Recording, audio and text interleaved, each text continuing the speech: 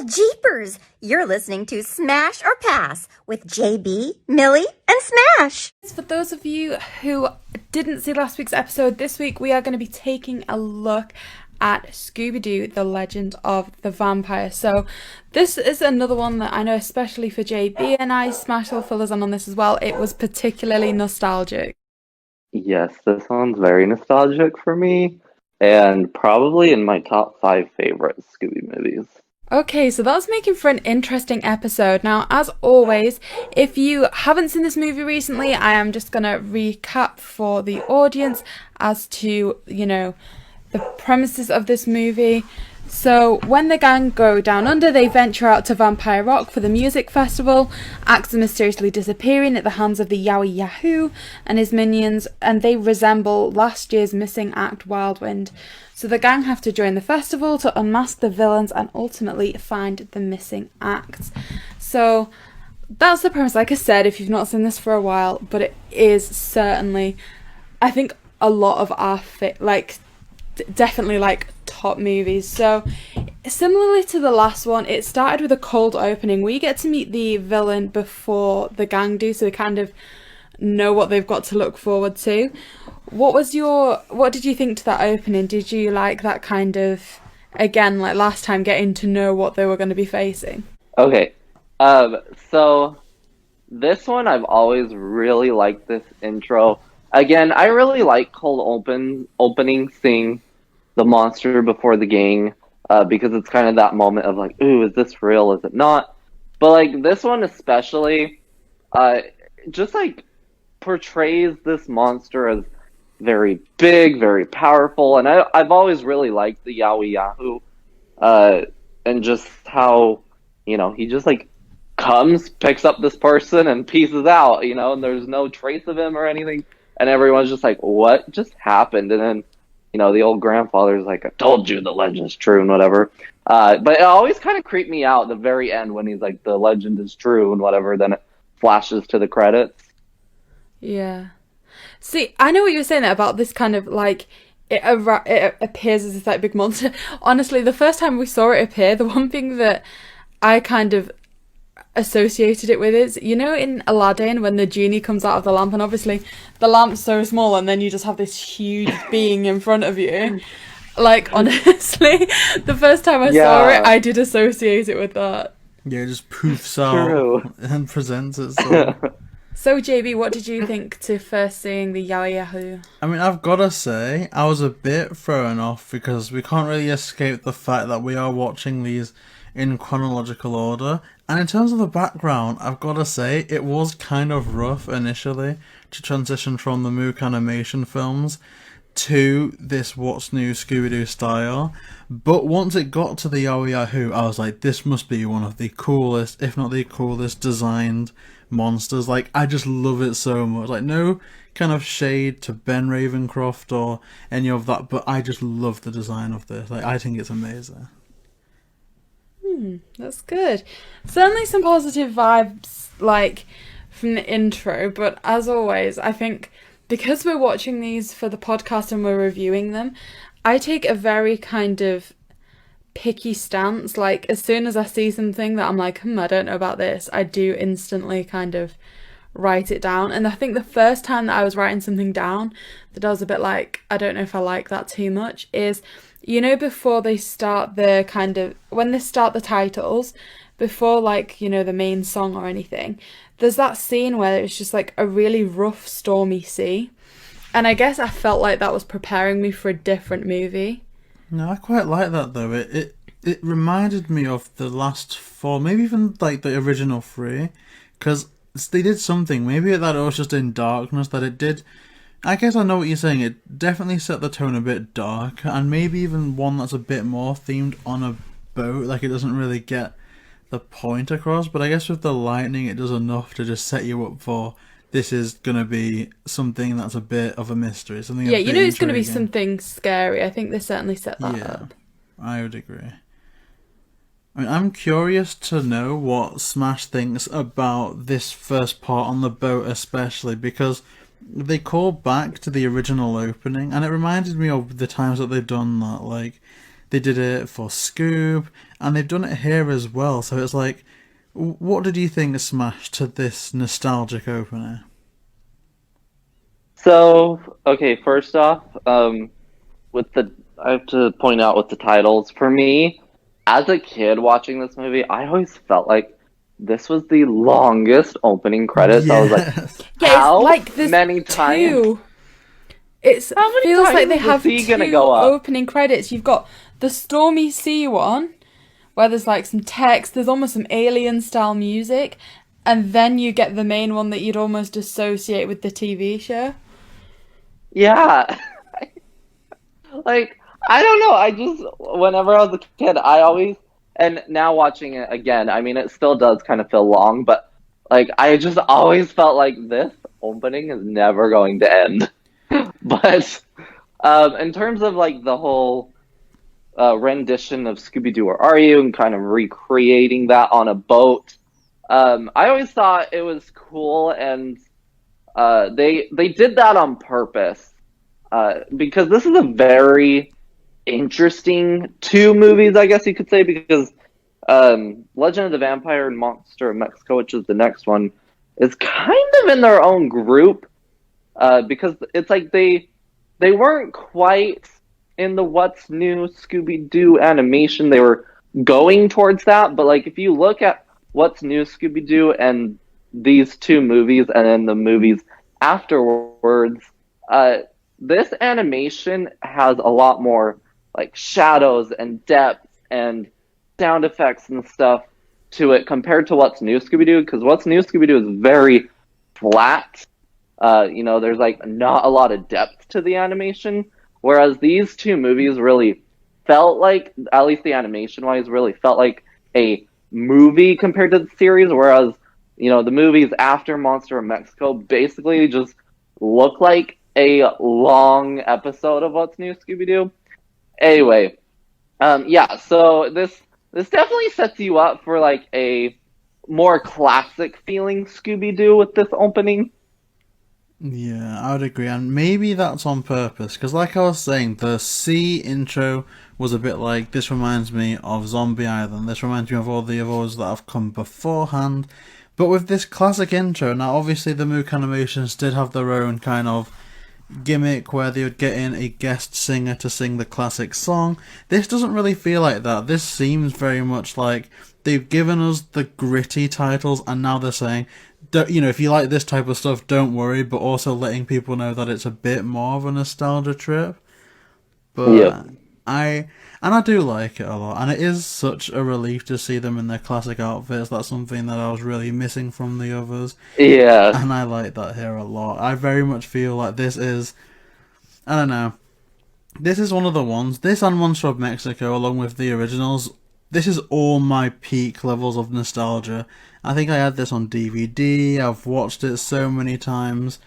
So I think, even if I'm a bit disillusioned now, I think nostalgia's gonna carry this for the most part. And at the start, it's just so good. And like you say, smASH, this is one of your favourites. I kind of wish though, and I think even you were saying this with the others, I wish that we had more time on this boat, to be honest, because the monsters seemed intriguing, the mystery seemed intriguing. I almost wish maybe this was a movie before this, or one that they'd gone back to explore, maybe. Yeah, for sure.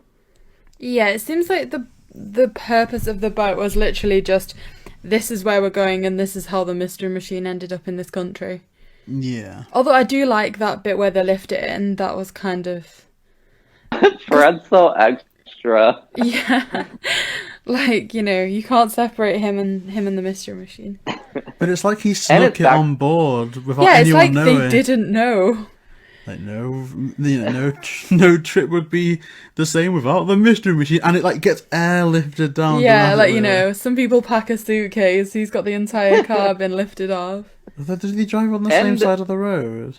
I guess it doesn't matter, it's just the wheel, isn't it? It's interesting because the mystery machine goes back to its classic design like them. Yeah. Yes. And I do think that that's certainly the design I prefer. Me too. Me too. Although it does raise questions, because I'm skipping ahead a bit. Maybe we can backtrack if anyone's got more to say. But they literally like find the Hex Girls in this movie who recognize them, and yet everything's gone back to it being classic. So it's kind of like, not that I want to overthink all that's going on, but it's like, where does this fit? Well, I don't understand, and maybe I don't need to understand. I mean, is there a theory within the community as to how this does fit in? Because like JB said Yeah, there, they're like playing Eric's game. they've got the younger outfits, the pre-version of the Mystery Machine, but they've already met the Hex Girls and they have the Cyber Chase game that they're playing in the Mystery Machine. Yeah, so kind of everyone's thought process with this and the next, few movies is what's new Scooby Doo is its own universe, they say, and Legend of the Vampire and Monster of Mexico fit into the what's new universe. So it doesn't really make sense that they're playing his video game and they already know the Hex Girls, but yeah, I don't know. That one's a really rocky one to talk about. Yeah, I imagine. And also just things like that we pick up on early in the movie, as JB said, like kind of addressing that section first. One thing that I know you mentioned, JB, that you've not mentioned here yet is the change in the voice of Daphne.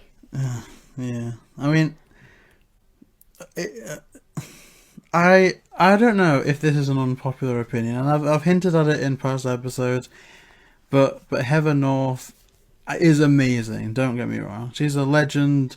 You can't ignore the original series. And she didn't start off as Daphne. I think there was another voice actor for them in a couple of episodes maybe, and then Heather North switched in, but they're kind of the one that's renowned as the classic original Daphne. But in this and Monster of Mexico, it's like, I don't know how to describe it.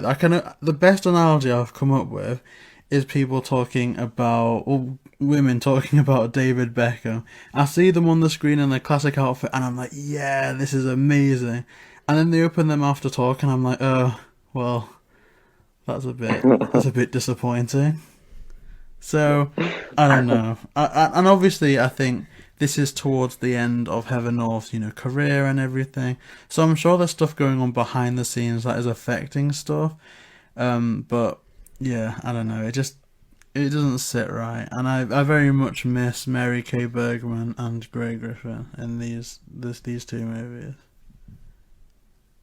Yeah, these ones are very interesting because Casey Kasem comes back as Shaggy, Heather North comes back as Daphne, and then Nicole Jaffe, I don't know how to say her name. Jaffe? Yeah, comes back as Velma.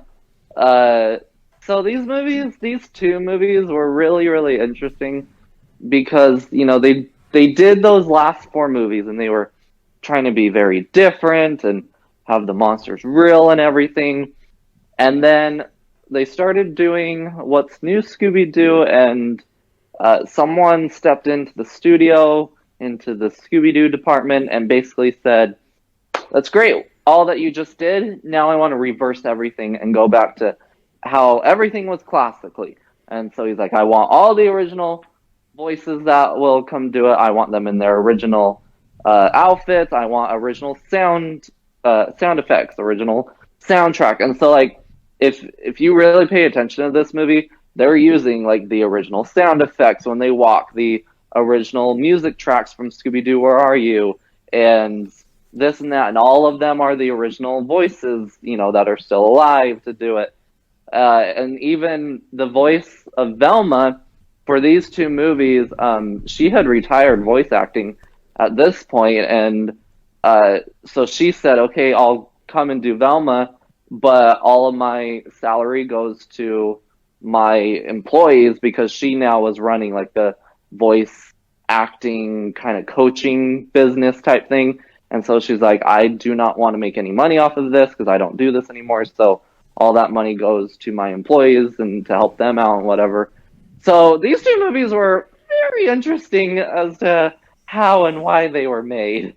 Yeah, and I love that they've used the background for the classic, series. I just feel that they've gone a completely different way. Perhaps people think that the original, kind of 4 films were a bit too different. I would almost say that this, at least at the start, is almost too, classic. Maybe they could have found a bit of a middle ground, even down to the point where, like, I was saying about Heather North's performance as Daphne, but even in terms of, character progression, she had her job that almost, Fred was working for her in the first one. In the cyber chase, she was beating up the samurai. But in this, it's kind of like she regresses. It's just, at the start, she's in a bikini, there's 8 guys around her. Yeah, and then at the end... It's not okay, here's the strong, independent woman we've been working on for the last 4 movies. And that's fine, she can use that not to her advantage, but there's nothing inherently to say that makes her a weaker person. But even going later on, it's that kind of danger-prone Daphne thing where she falls into one of the caves where that leads to them finding something, which is exactly what would have happened in the original series. The only remotely redeeming moment she has is that kind of show-stopping jump.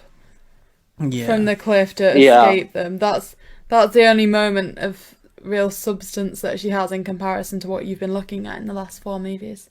So that was a bit disappointing. And even then, it's just something that everyone can kind of make a joke at and like rate it out of 10 and stuff. It's kind of awful. But I think Velma does quite a good job in this, to be honest, because they put her in a few situations. And I think Nicole Jaffe, they're actually really good. For all I loved BJ Ward in the role, and I do wish that they had more to do with Velma, I really like Nicole Jaffe in this. I think that they do good. Everyone really, except for Heather North sometimes. I quite enjoy the voice. I think the thing with Heather North's voice is it was a couple of pitches above what you were looking at before. So maybe the slightly higher pitch is what you found. It just seemed a bit too raspy, almost like she was the mum of the group. And if Heather North was Velma and Nicole could have switched with Daphne and like put on another voice, I'd almost go as far as to say that might have worked a little bit better. Because I don't know if Daphne's meant to be like the oldest one in the group. I think that's Fred, and it's not a huge problem. It's just I don't know. It's probably a really unpopular opinion, though, right? My thing is, they just, to me, at least Daphne and Velma in these, they just, like, they sound old. Like... I know, it's... what's really interesting with this is, even now, Frank Welker's been doing this for so long, and his voice hasn't aged a day, really. He sounds like Fred. Yeah. That is the voice of Fred, and to me, it doesn't change. Whereas, the ages that we're looking at, to think how, like, Frank Welker can do it so well at this age, to then look at the voice acting they were doing and be like, I don't know. Yeah. When he's kept that almost youthfulness. Yeah. And even the changes he made, like, he's even made him...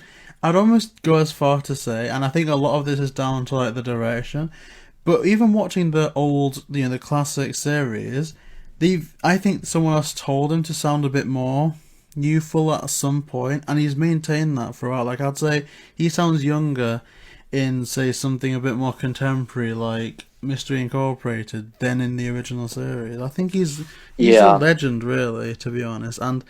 I don't think it is, Heather North's or Nicole's fault, but you're right, they just sound very aged, and it probably can't be helped, but at the same time, if they're making things all classic, it's a bit of a disconnect to think that, like, maybe Shaggy's just bought his mum a holiday. Yeah. Okay, so I want to get to the story a little bit of this movie, because I did have a question that I wanted to ask Smash, so... This movie is based in Australia, and one question that came up that I wanted to ask you was, if they announced a new Scooby Doo movie tomorrow, they were going to continue the thing of, they're going to be in a different place for this movie, is there a country or a city, it can either be real or mythical, that you would like to see a Scooby Doo movie set in? Well, because, like, my dream place to visit is Australia. And they go there in this movie, so like I can't really say that since they've been there. But I will say I have one like idea for a Scooby movie that I've wanted for a while. Okay. But it's very holiday themed. I want a Christmas Scooby movie because there's no dedicated Christmas Scooby Doo movie yet. There's 2 Halloween ones.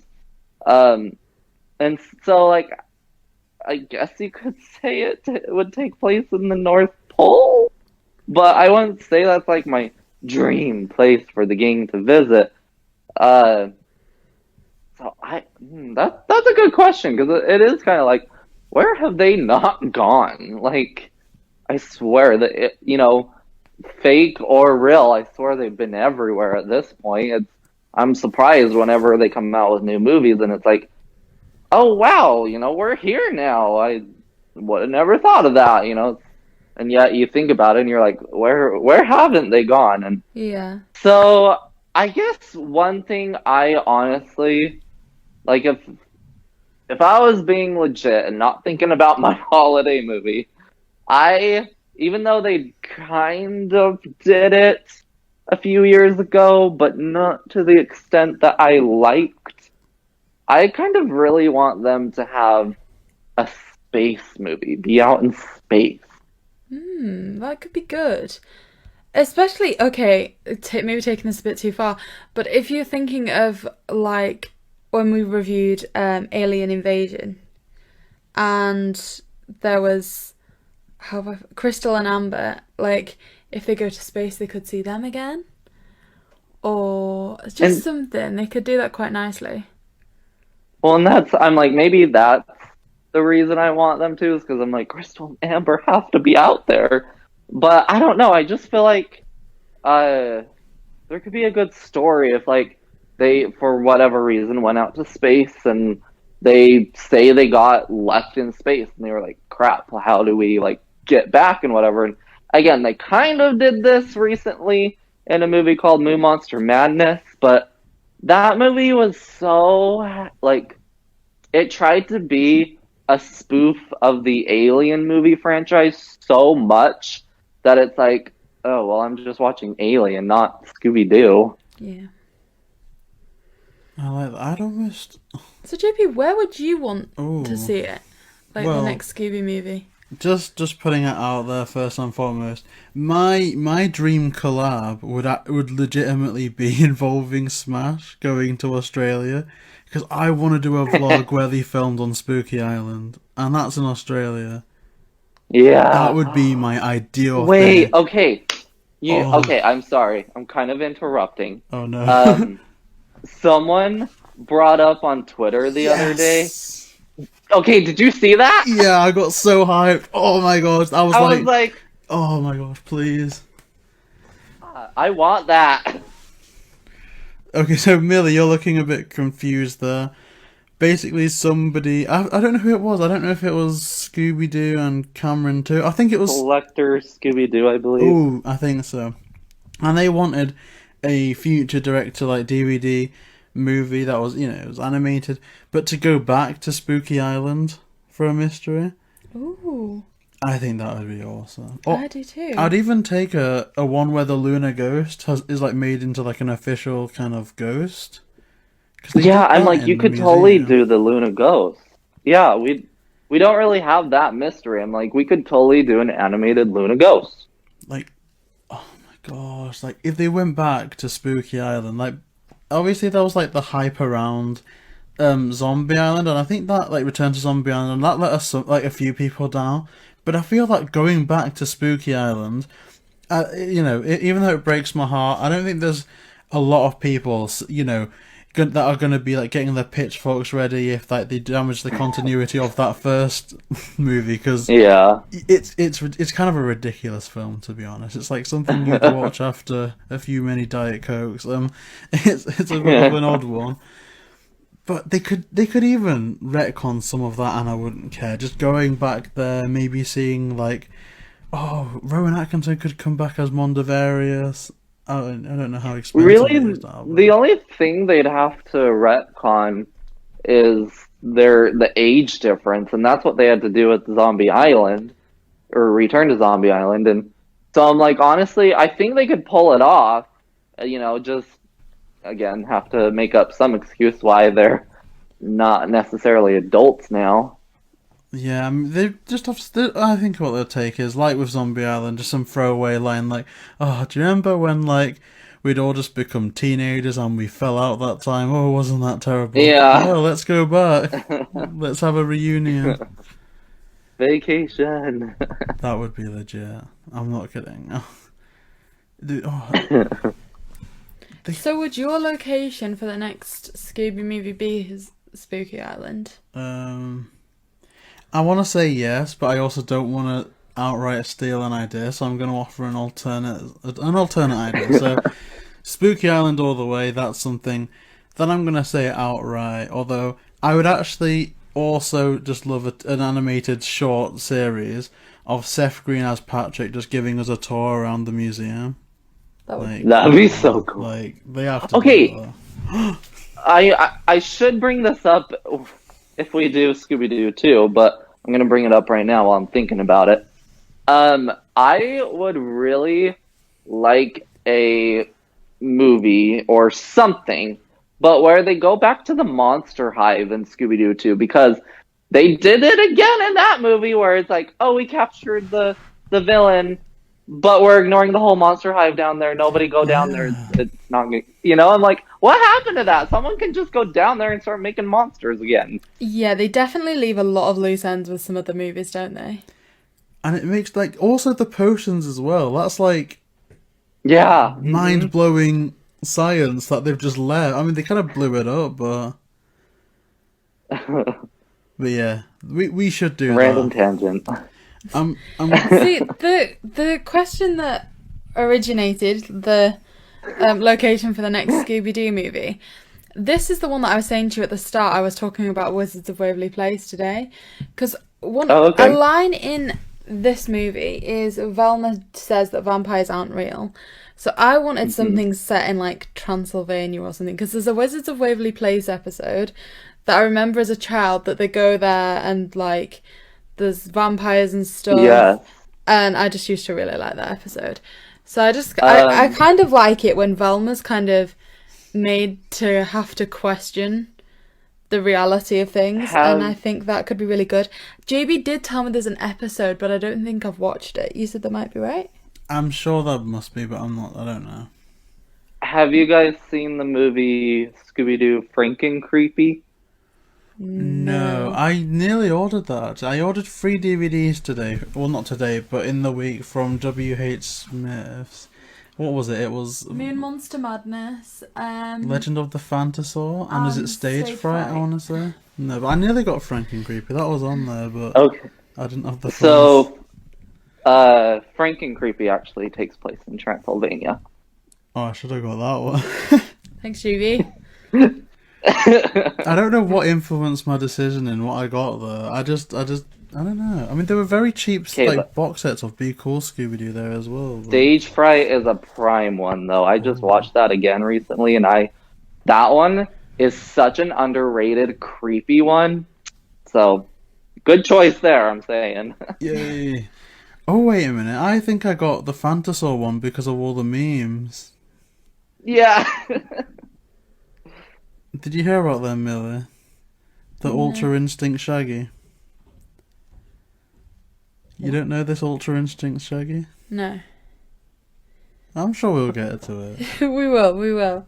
Getting back to, I guess, The Legend of the Vampire, one thing I really like in this is, you know that song when they're doing the montage in the outback, that gotta go. Yeah, that was peak. Like, I was literally dancing on the sofa to that. I love that so much. Yeah, like, they haven't lost their music taste. In fact, I would almost rate the music on this maybe above which is Ghost to an extent. And that actually reminded me of something that I was meant to ask in the last episode, but it's also relevant to this one as well. I was going to ask smASH, because for movies 2 and 3, smASH gave such cool insight at what was released, be it Pogo Stick, Scooby, or soundtracks.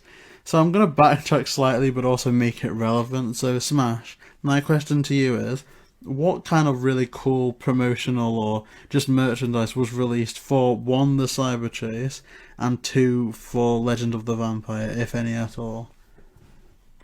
So we already kind of talked about Cyber Chase got a video game released alongside it. We talked about that last episode, I believe. But we're unfortunately starting to get into the no merchandise released alongside the movies. So they're very, very bare minimum here. I did learn, though, since our last episode, I learned that for the original 4 movies, they actually released these, like, do you guys kind of know what, like, the subscription boxes are, where you can, like, pay a monthly fee and you get this box, like, different themed boxes of merchandise and whatever? Yeah. So they kind of did that back in the day when these movies were releasing on VHS, and, like, you could order it, and basically for Zombie Island through Cyber Chase, they had these exclusively themed boxes for the movies, and, like, Zombie Island had a whole zombie, island picture box, and you'd open it, and the movie was in there, and all the zombies were in the box and stuff, and so it was a very, like, exclusive box to get. Alien Invaders came in this UFO that you would open up, and the movie was in there, and there's aliens and whatever. Anyway, so that's kind of something that released alongside it. But as for Legend of the Vampire, we're really hitting the nothing era. There's no soundtrack, no really video game. Honestly, like, nothing. Okay, I need to speak to you after this podcast because JB's got this issue. No, I don't. The second you mentioned that merch, his face lit up. You could tell it was taking all his willpower not to grab his phone and try and find them. Right, look. He's on a bit of a spending ban at the minute because we're saving for a house, and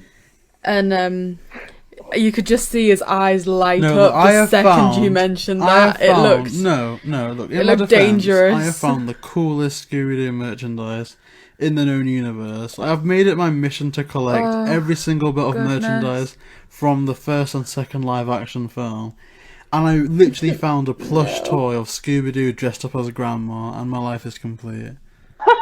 That's amazing. Like, gosh, I want to find a way to ban Scooby merch from his phone. You know the story about the poster. It arrived today. It arrived like yesterday. We tried to put it up on the wall, and it was that long that it goes beyond the floor to the ceiling. So I had to wait today to get some special hooks to try and lift it as much as I can. And it still doesn't fully fit on the wall. So any Scooby merch, he's banned at this point. I'm drooling. I've been drooling at the mouth ever since it arrived, and it's not connected to what it is. And you've been bullying me for it, but I've genuinely got a problem today. Oh gosh. No, but it's cool stuff. And there's look, I've got the corgi that was really, although that thing snapped in half before it even got here, and that was a big. Oh, I know, that's so sad. And also the board game from the 2002 movie. I had the board game for the Scooby Doo 2, and I'm so mad because my mother was cleaning out our game closet one day and gave it away, and I didn't know, and I was like, "You what?" I'm still upset. That's awful. That's actually a crime. That's awful. Yeah. I'm sure you would do that, Millie. She gave away 3 Scooby-Doo board games that we had, and I was like, "Are you kidding me? No, you're finding those again." This is why I appreciate that I'm just a hoarder. Like, I've got so much garbage that I don't need, but in that garbage there's a few gems. I've at least got more understanding. Like, I understand I'm not going to appreciate why you have 100 Doctor Who magazines in the cupboard, but I appreciate now that if they're in a box and I don't need to see them. Yeah, but I feel a bit emasculated because now I'm looking like I can sit down and I can record Animal Crossing, I can do whatever. And I've got Sarah Michelle Gellar next to me. But she's taller than me. And I don't feel happy. I only go up to like her belly button. Okay. So back to No, Vampire Rock. I've not like okay? measured myself up. Like I just to like as a comparison. Oh goodness! So this has taken a turn. So going back, so when they're travelling through the Australian outback again, another question predominantly for Smash here is, I think I've asked you this again, but I want to ask it again after seeing this movie. What to you is the inside of the Mystery Machine? Because to me, I don't know how much of Harry Potter you've seen, but to me it's like the room of requirement. It changes as and when it needs to. So at the start of this movie, we see that they can lay a huge banquet out in the back of the Mystery Machine. And there doesn't appear to be anything else in there. Then later on, Velma wants to print something, and she has a wireless printer that she can use in the Mystery Machine. I want to know, in your mind, the inside of the Mystery Machine. Popcorn. Popcorn? Okay, so JayBee thinks the inside of the Mystery Machine No, is because popcorn. Smash got that really cool popcorn holder. I guess that is the inside of the Mystery Machine in regards to that, yeah.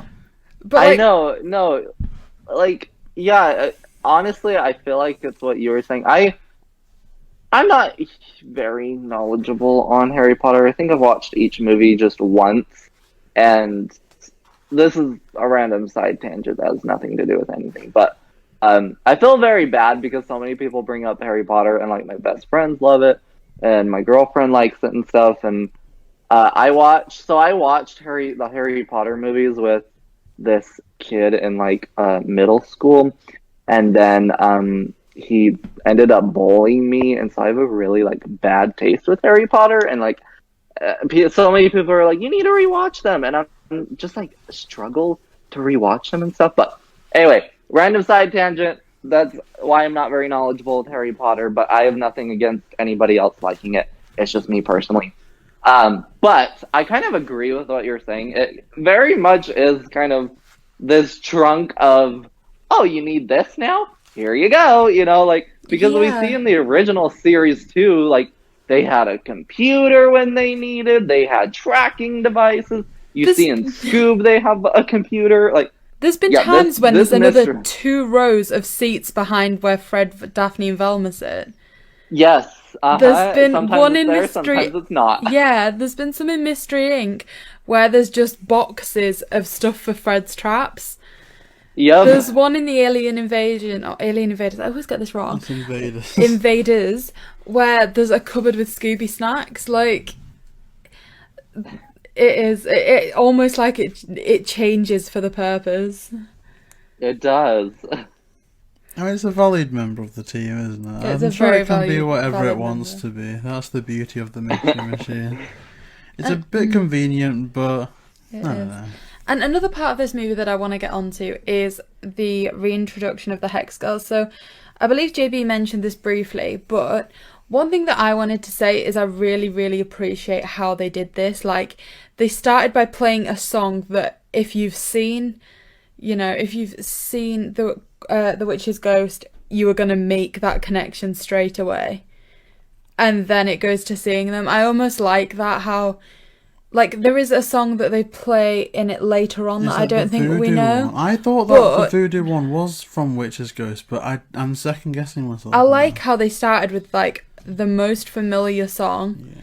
So you had chance to get that bit of hype, and then you saw them.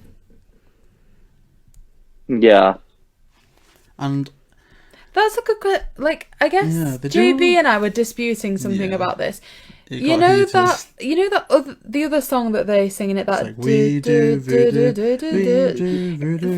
we do. JayBee thinks it was in The Witch's Ghost. I didn't think it was. Is it? No, so that song originated in this movie. Right, Milly just did a rude gesture at me. No, I did not. Yeah, you did.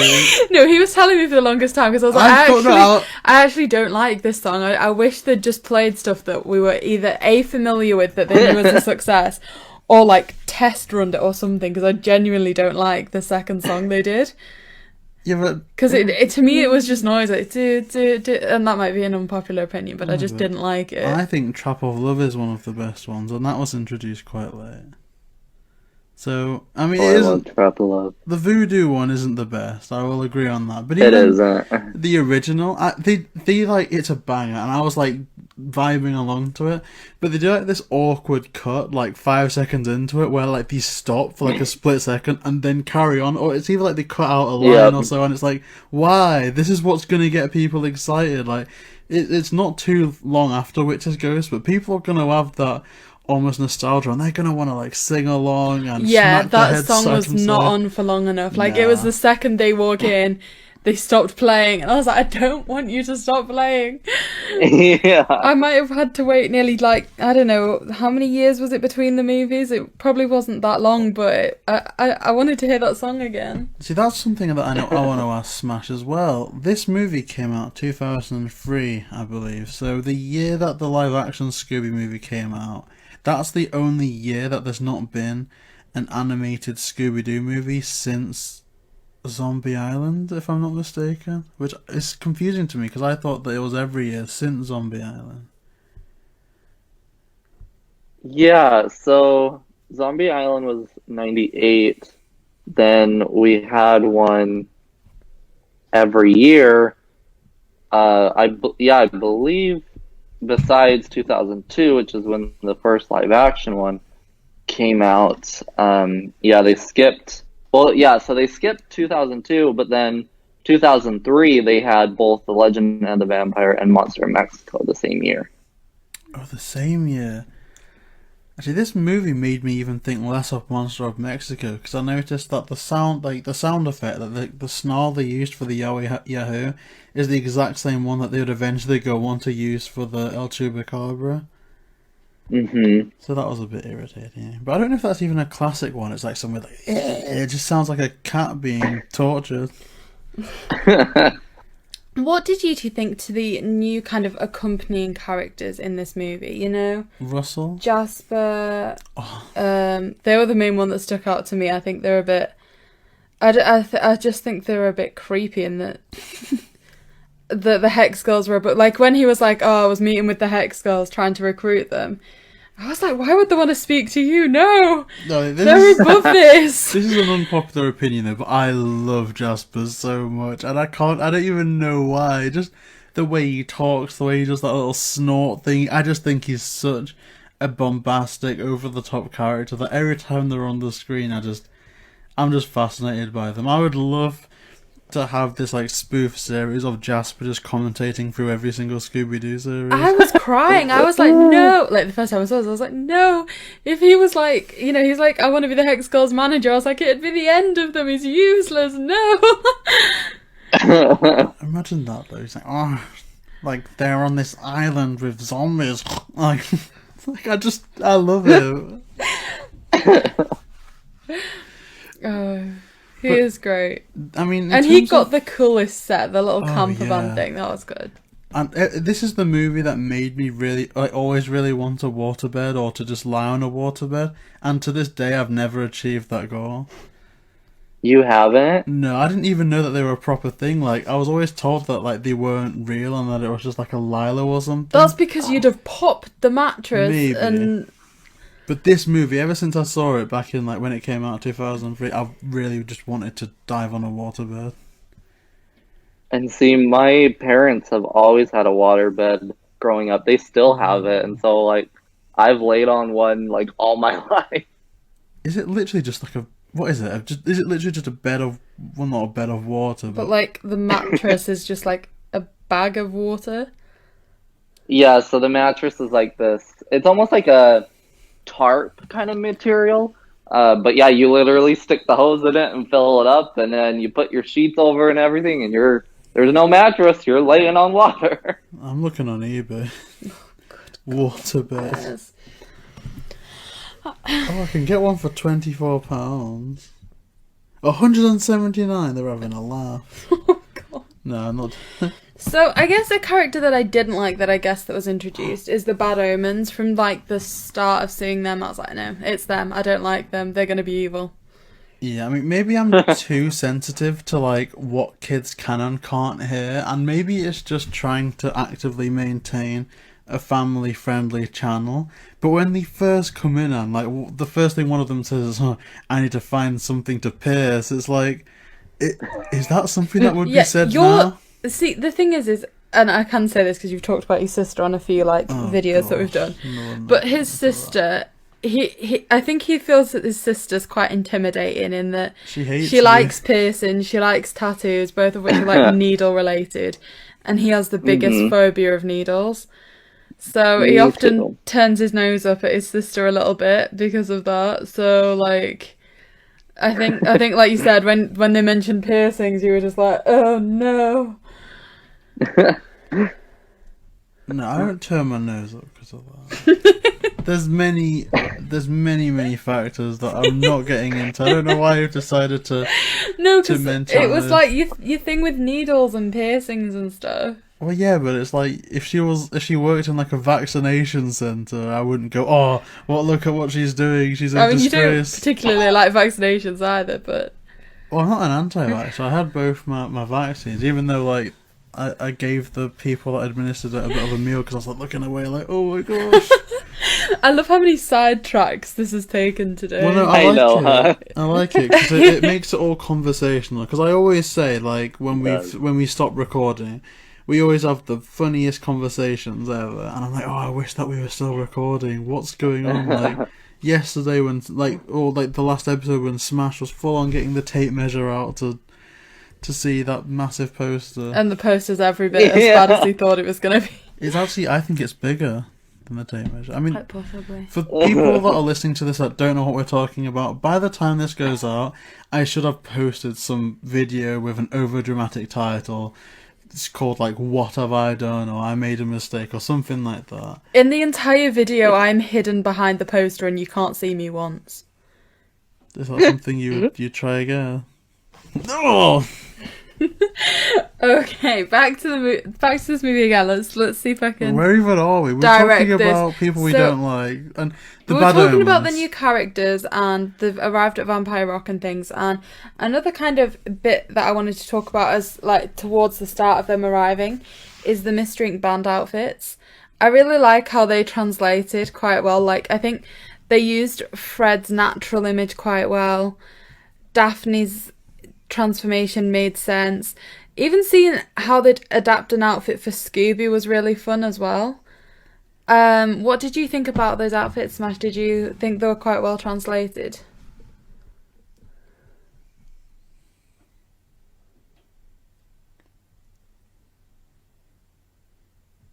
Episode, but that like originally Scooby Doo, the gang were going to be this band, and they were going to solve mysteries in between gigs. That was the original premise for Scooby Doo. And so whenever they like dress up or try to act like a band or musicians or whatever, I always wonder if any of it is being pulled from like original designs of them being a band, you know, back in like 1968 and whatever, when it was originally being created. And so I always want to know, like, are any of these pieces of clothing, you know, from like original designs or anything? But I think I do like all of them. I think the weirdest one, I guess, is Velma for me. Yeah, and I think it actually translates well into her character because, like you said, hers is the one that stands out as being quite far removed from who she is and how she normally dresses. And I think that's translated in the fact that she's the only one that's uncomfortable as well. Yeah, yeah. So I do think they mirror that quite nicely. I mean, what do you think, JayBee? Oh, I always like how different people... They know how to modernise, I think especially Daphne quite well. Apart from in the original, like, you know, movies, I'm not really a fan of that. But I love how they did it in this, they did it in Scoob later down the line, where they give Daphne quite a traditional, if you can call it that, purple outfit. But then almost either the collars or around the neck, they just add in these green accents. And I think it works so well, because obviously, like, the ascot and everything, or like the scarf gets a bit I don't know if dated's the right word, but in some vibes it just doesn't fit. But just that kind of colour, like, association being there is something that I really like, and I think they do the same for Fred as well. And his is almost a subtle transformation. yeah, It's just literally that the ascot gets tied around his leg instead, and I don't think he has sleeves and stuff. I like them all really. And the costume design, like even Shaggy, like earlier on, Shaggy's swimming costume is just so cool. Like, I also like his jacket that they add in for when they're kind of doing the band thing. like there's a lot to like in this band section, especially like Smash was talking about with the original premise. Now, there's one bit here that always confuses me with the band section, and that is at the end, they're like, "Oh, you won the Hex Girls. Everyone else was eliminated." Am I correct in saying that the Hex Girls were contestants and that they weren't eliminated? I thought they were just an opening act. Yeah, that's what I thought, that they were an opening act too. But oh yes, they are an opening act because they say that the reason why they are kidnapped in the first place is because the bad omen, not the bad omens, like the vampires predict that the Hex Girls going missing will distract Mr. Ying, which is kind of a bit of a cop-out, I feel, because in all of this time they've captured the competing bands, except now that when the competing bands just happen to be our main characters, it's, oh, now we're going to have to find something a bit more elaborate, even though... Well, I guess if there's only 3 of them, they can't kidnap 5 people with only having 3. Why not? It would be very difficult. I mean... yeah, that is a good point, because even you were saying that the ones that they kidnapped were in groups. Yeah, this is something that I was mentioning a lot throughout the movie. And I think they tried to make people quite suspicious of a lot of people. So there's just the number 3 recurs so much. So there's the 3 kind of vampires working with the Yaoi Yahoo. There's the 3 wolves that are always walking around intimidating them. There's 3 Hex Girls. There was 3 of Wildwind. There was 3 of the Bad Omens. So it's almost like you're like, it's got to be a group of 3. It's not going to be the Hex Girls, so it's got to be the Bad Omens. Yeah, I agree. But saying that, I actually don't think it would have been difficult for the vampires to kidnap Mystery Inc. because when they kidnapped everyone else, it wasn't, say, one vampire would get one person. No, they'd like wrap rope round them and stuff. Like the lasso of truth. So surely if they had enough, like, quote, mountain gear, they could manage that relatively easily. But I don't know. I mean, the mountain gear was something that you said you had an issue with at the end, that you didn't think it made sense. So you'd understand that they could get down to the stage, but it's not like a bungee jump. It doesn't go back up. And also, they just seem to kidnap them by tying this one piece of rope around them and lifting them up. But I feel like tying one bit of rope around 3 people, it's going to lead to a broken bone or something if you're then considering that they're going to lift that entire weight up. I mean, you kind of have to take things with a bit of like a, you know... You just enjoy them for the entertainment purposes. It's like a fun Scooby Doo movie, but... and they've always had these kind of reveals that are just ridiculous, like there's some... Like, even the ones that are like that you like, Millie, like the Loch Ness Monster one, I'd even say that, like, the fact that that's meant to be all mechanical is kind of ridiculous as well. But I just can't imagine, like, watching this movie again in hindsight, knowing the reveal, that that's meant to be, like, this rope, and it's all meant to be special effects, and especially when, like, Scooby reflects his collar on the Yaoi Yahoo, and you see the Yaoi Yahoo, like, flying about and flailing in pain. It's like, have they seriously taken the time to animate that? I guess so. That's what I want to know too. Did they really take the time to animate this and just have it conveniently ready? It just seems ridiculous. It's very strange. Although, I will admit, the unmasking in this is one of my favourites. Because, like... I feel like maybe I was quite a simple child when I first watched these. But when I first saw the unmasking for this movie, I was like... oh, but they weren't even part of the movie until, like, halfway through. And this guy didn't really know these 2. What? And then there was obviously the second unmasking. And then it was like, oh, who are you? And then you saw the face paint thing. I don't know. I really enjoyed the 2-part unmasking, but in that it was different to the others that we've seen. So, for example, we talked about how the Witch's Ghost one was a bit long. You got one unmasking, and then there was something else that had to be addressed that just went on for a very long time. Whereas with this, I almost enjoyed how it was, oh, it's these people. Oh, wait, no, it's not. It's these. I don't know. I just enjoyed that kind of different level. It is a unique way that they did it because, you know, they didn't double unmask. It was unmask and then, oh, let me hurry and show you, like, you know, plaster a different mask on almost that you'll recognize. Yeah. And I enjoy that. Just backtracking a little bit. There's a chase scene earlier on where it's when they first meet the vampires and they're kind of running around.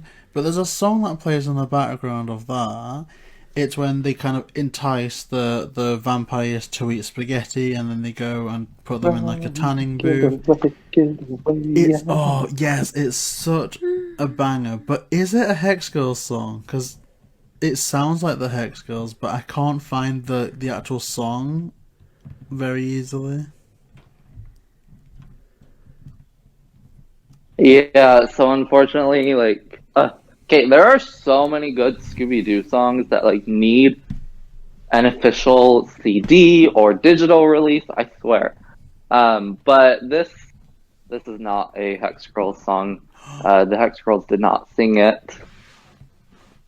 That's it would have been so genuinely good. upsetting. And it sounds like them. yeah. I was like, oh, this is like great. Is it a Hex Girls one? Because it sounds like them, but my dreams have been destroyed. But I'm sorry. Just catching up with everyone now. I think the reveal or the unmasking is good. My only issue with it was that they unmasked them by spraying them with a hose. And that obviously gets rid of the makeup. And also Daphne then shows that they are the original band by putting makeup on. But in Jasper's trailer, the face is shown to be part of the costume. Yeah, see, you're right in saying there's a couple of issues here, and there actually is. She's like, oh, I'm going to do their makeup. She literally just pulls out a mascara. The only thing you can do with that is to lengthen eyelashes. She really is like a miracle makeup queen that she claims to be if she can create all these colours with one mascara. And also, on that, I don't know if you've noticed this, but the costumes change when she does the makeup. So, for example, the main one is wearing a black costume throughout the movie that was originally purple. When she does their makeup, the entire costume changes back to being purple. Huh. Well, yep. Is she trying to replicate just so you the can original kind of costume? link them? And obviously, like, she surely wouldn't be able to change their entire outfit. Yeah. But I think it's so that you, like, associate. But, like, the entire outfit does change when she does their makeup. Yeah, I didn't notice that before. I think this is the issue. I'm almost ruining my childhood with these rewatches because I'm scrutinizing everything. I used to love this movie, and then watching it back through, I was like, I don't even know that I'm going to say smash for this one because I didn't ever think logically about this, and this, and I'm just like, because I'm trying to look at them analytically, I'm almost like finding criticisms. Like, okay, so at the end of the movie when they're like, oh yeah, we've not even really kidnapped them, they're away on holiday. It's like, okay, if you're doing all this because this festival has the grandeur that it can reignite your entire career, why would they miss that opportunity to go diving? Something that they can do literally 2 days from now when the competition's over. I just didn't feel like it was a valid excuse for these people to be like, do you know what, opportunity of a lifetime, I'm gonna go. Yeah, and from the sounds of things, the other bands accept it so easily as well. I just hate it. And then the Hex Girls are like, oh yeah, we weren't falling for that. It's like, how is it that there's the one that isn't actually competing is the one that's like, no, you can't persuade me. But then if the others said no, they could have been found so much earlier and it would have rumbled all the plans. My thing too with it is they're trying to eliminate all the competition so that they can win so that they can launch their careers or whatever. And, you know, we learned they've, like, been hiding out for a year, I believe. And so they're sending all these different people away to get them out of the competition. Where do they have money if they've just been hiding away and they're trying to launch their careers? How the frick do you have all that? Yeah. Oh my gosh. Like, how do you have the money to, like you say, send them all away?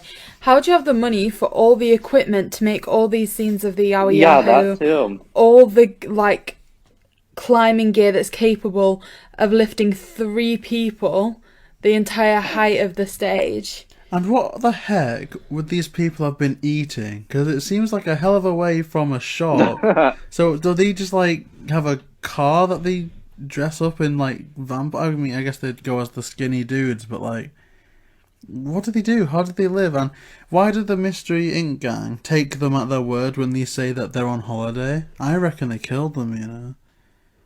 Yeah, right? I think this is a lot darker than we thought. I just think they killed them. Random side tangent. So last night, so again, I moved in with my best friends recently, and they've seen like the original Scoobies and like the original 4 movies, and then, you know, very little Scooby here and there. Anyway, I was watching Mystery Incorporated when they came home last night, and one of them was like, "Oh my gosh, what's this show? I want to binge it with you." And so anyway, her name's Angie, but Angie and I last night started binging Mystery Incorporated together because she's never seen it, and we didn't get very far, but we're gonna binge a lot tonight. But anyways, we watched the first episode of Mystery Incorporated, and like by the end of the episode, my other friend, who's Angie's husband, Kasem, he's like, "So whatever happened to those 3 bodies?" And I'm like, "Yeah, they got murdered. Those 3 bodies at the beginning are murdered, and nobody cares." You know, I'm like, they do this so much that Scooby Doo's a lot darker than you think if you really, you know, pay attention to it. But like, same with this. Yeah, do we really trust them that they sent them on vacation?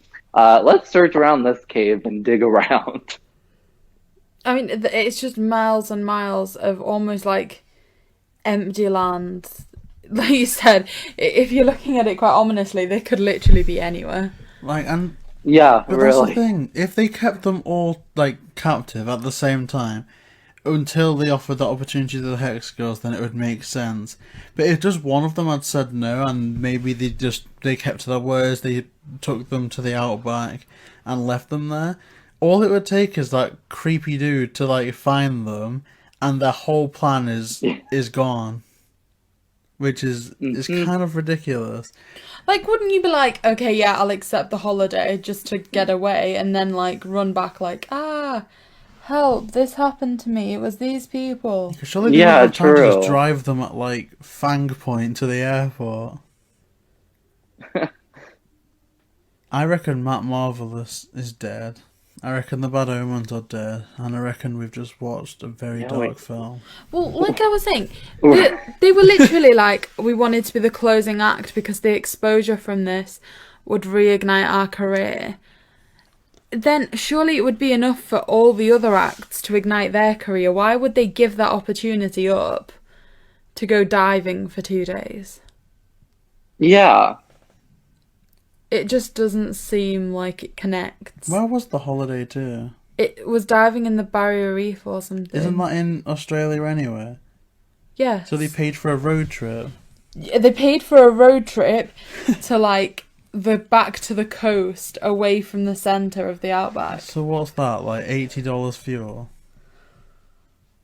Well, yeah, So give up the chance of a life. I mean, I always imagined that, okay, we're going to pay for, like, first class tickets, go to the Bahamas, you know, you can get a few chicks along with you, you know, you can have a good time, go hula dancing, drink some cocktails, but instead it's just this £80, fill up your car, go to the water, have a good time. Yeah.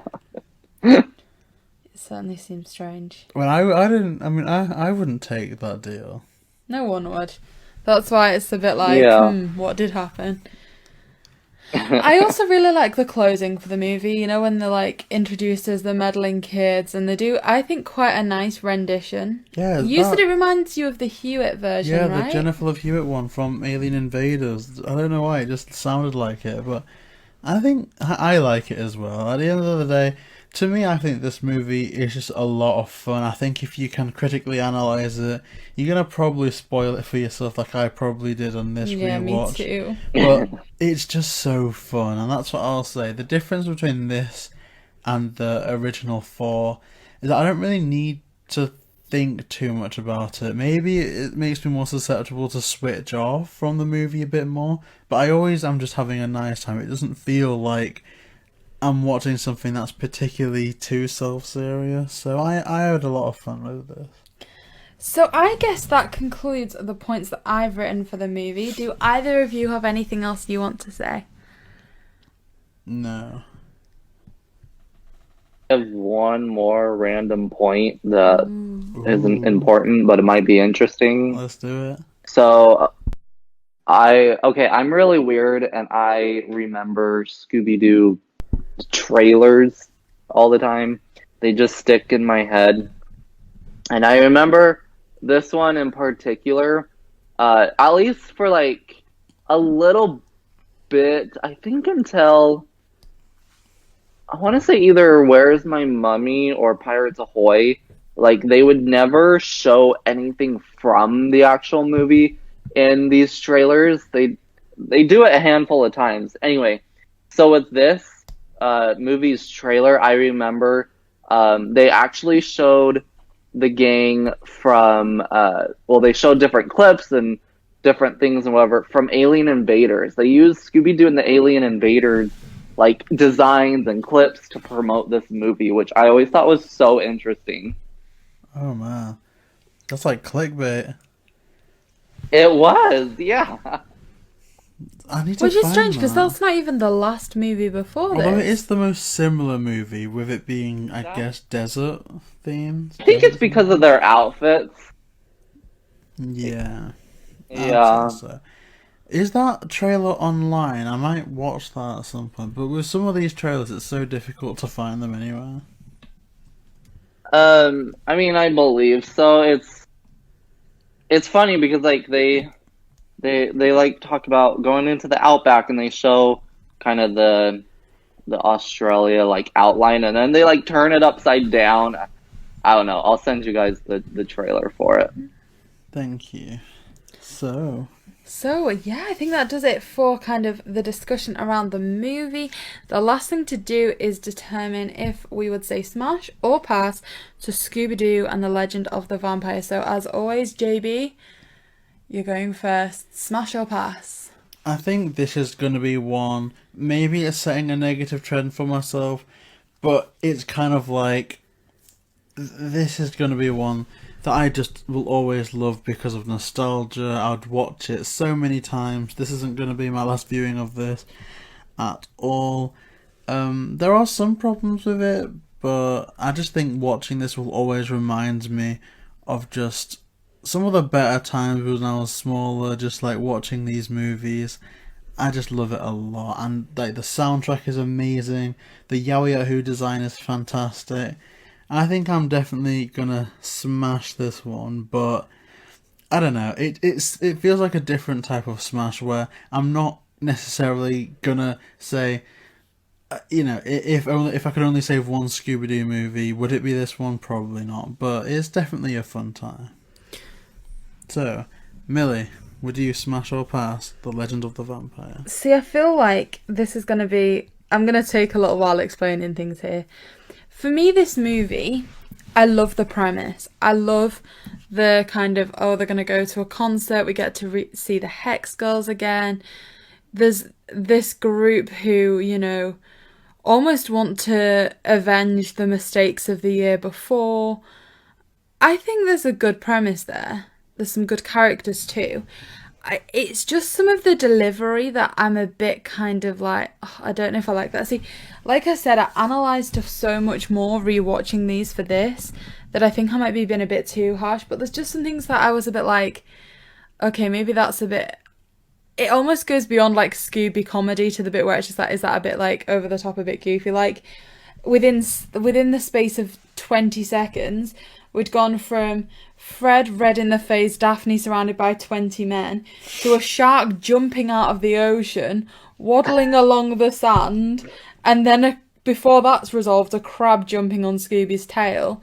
And that was just like a very full-on sequence that just seemed a bit over the top, like I said, maybe a bit strange. And also the scene where Scooby's like inside the crocodile's mouth, stretching it out like it's a bed sheet, and he's trying to make a double bed on his own or something, to Fred carrying all four of them across a bridge. I just think there's some very over the top moments in this that kind of take away from the premise, which, like I said, I actually really do like.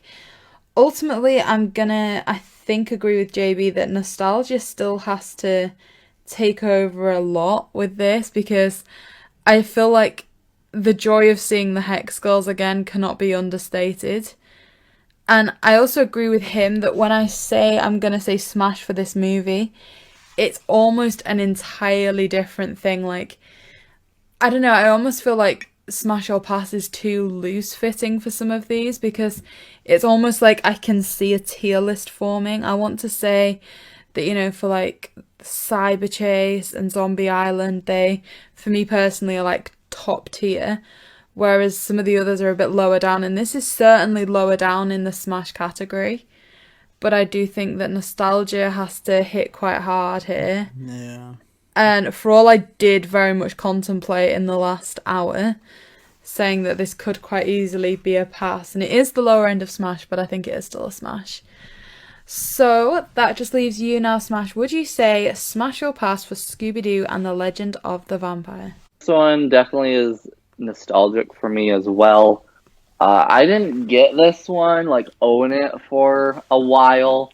I remember like renting this one on VHS from rental stores and whatever. And I remember when I was like not feeling very well, my mom used to clean houses, and when I wasn't feeling too well to go to school, I would stay and go to the houses with her that she would clean, and almost anywhere we would go, the people would always have the Boomerang channel, which we didn't have at the time, so I'd always turn on Boomerang, and like this movie would play on there, or I remember the new Scooby Doo Movie series would play. So overall, definitely this one's nostalgic for me, and I have said it's in my top 5 because I really do enjoy this one.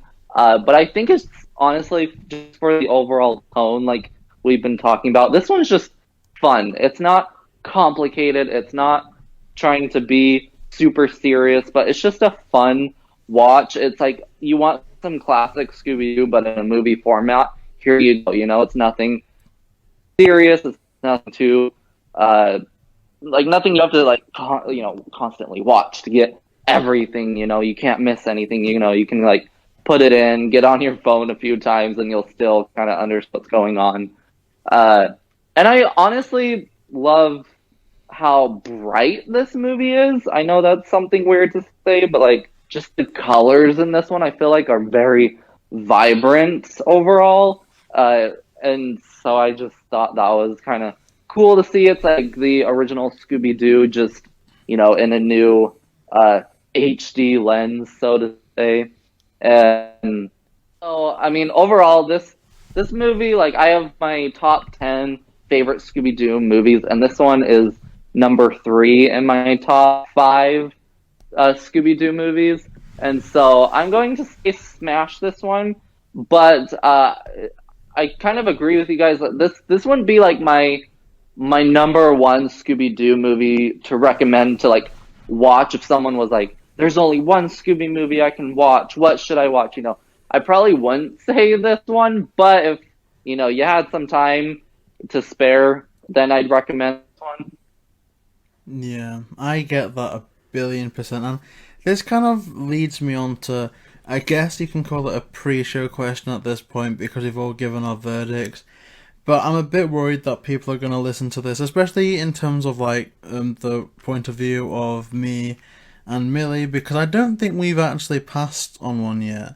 And I think every time we get to this stage, and I've seen to have a lot of problems with it, I always say, "This is a problem. This is a problem. This is a problem." But I'm gonna pass because of like, oh, I'm gonna smash because of nostalgia. Now we are getting to a point of like into a time when we're getting very close to it, where I completely fell out of love with the series for years and years and years, and it's due to very petty juvenile reasons, but I was on top of the world with this. I was collecting the DVDs, I was watching things every day. Like the highlight of my day after school would be watching What's New Scooby Doo. And then Shaggy and Scooby Doo Get a Clue came out, and I just could not get into it. It soured me, and I think they even stopped doing What's New Scooby Doo. I don't know if you enjoy Shaggy and Scooby Doo Get a Clue Smash. Maybe I would enjoy it in hindsight, but I just was put off it, and then I spent a whole 8 years just completely ignoring the series. So we're getting to a stage where there's going to be a massive gap in my knowledge. Yeah, where nostalgia, because I think, I don't know, I think because because JB and I are a similar age, I feel like nostalgia kind of hits at the same kind of, we both matured at the same age. We both kind of I don't think I've went through a matured now. stage where we were like, oh, we don't want to watch kids' TV shows anymore. Let's turn the TV off. I would have continued if it wasn't Shaggy and Scooby Doo Get a Clue. You know, if it went from What's New Scooby Doo to Yeah. Mystery Incorporated, hand on heart, I would have been there for my entire life. It's just really strange how like we seem like we grew up separately. We didn't know each other till we were like early 20s, but we've watched exactly the same Scooby movies. Like, we missed exactly the same ones. I don't know if it was like a common thing in time that people missed out on like certain ones, but he's right in what he's saying that like I as well only have a couple of movies left before it's like uncharted territory. Yeah, I think it was from Child Scooby Doo all the way up until I think Happy Halloween Scooby Doo. That's Oh, me. wow. All of them. I missed Okay. out on. Yeah, they're like you were saying, we've not passed on a movie yet, but nostalgia's had a big factor that's no longer going to be there. But my question on that is, Smash, has there ever been a point where you've fallen out of love, not necessarily with this series, but you weren't necessarily keeping up with things like you do now, or like maybe you did in the past? So, first of all, I have to say, I'm honestly super excited to get to the movies that you guys haven't seen because, again, you guys won't really have nostalgic playing into it. And so, you guys are going to be seeing movies with fresh eyes, whereas, I've probably seen all these movies at least 5 times each, So, very excited to get to those ones eventually and hear your guys' thoughts as first-time viewers. But I will say, I have loved Scooby-Doo for as long as I can remember. I get to like, ooh, fake fan am I. I still, to this day, have not watched the entirety of Shaggy and Scooby-Doo Get a Clue. I watched the first 4 episodes and just cannot get past it. And I know I'm going to have to do it eventually because of my own podcast. Eventually once we get to that, which is our next series we're doing in my podcast. But like, I don't know, just something about it just really rubs me wrong. And I'm like, this would be great for anything else. It could have been its own original thing. It's just not Scooby. Like, I like the story. I do what they set up. It was like this secret agent type show and whatever. But I'm like, again, this would have worked better for its own original IP and not Scooby Doo. Anyway, so I will say I, kind of grew up with the What's New era, and I would always keep up with the movies. So I never really dropped off of like the movies.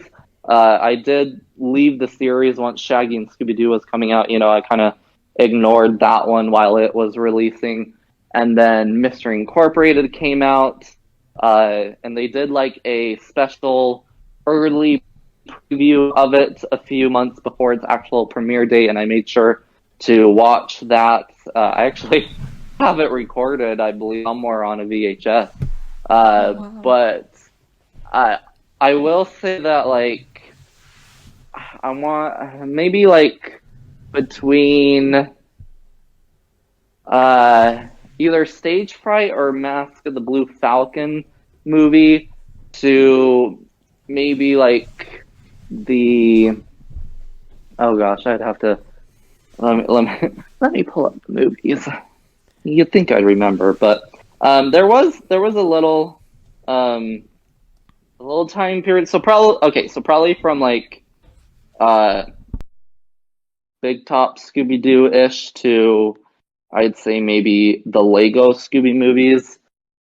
So between like 2013 to 2015 or 2016, I still got each movie as they released, and I still watched them, but I definitely wasn't as there, I guess I'd say, when I watched them, because during that time is when I was in heart failure, and so like my mind just wasn't there, to like really pay attention to them. So I did watch them, and like I remember with the Franken-Creepy movie that we brought up earlier, I remember watching that one originally and just like, okay, that was a fun movie. And then like after I got over my heart failure and whatever, I revisited it and rewatched it, and not to spoil anything, but I was like, wait, how did I freaking miss this? They did that.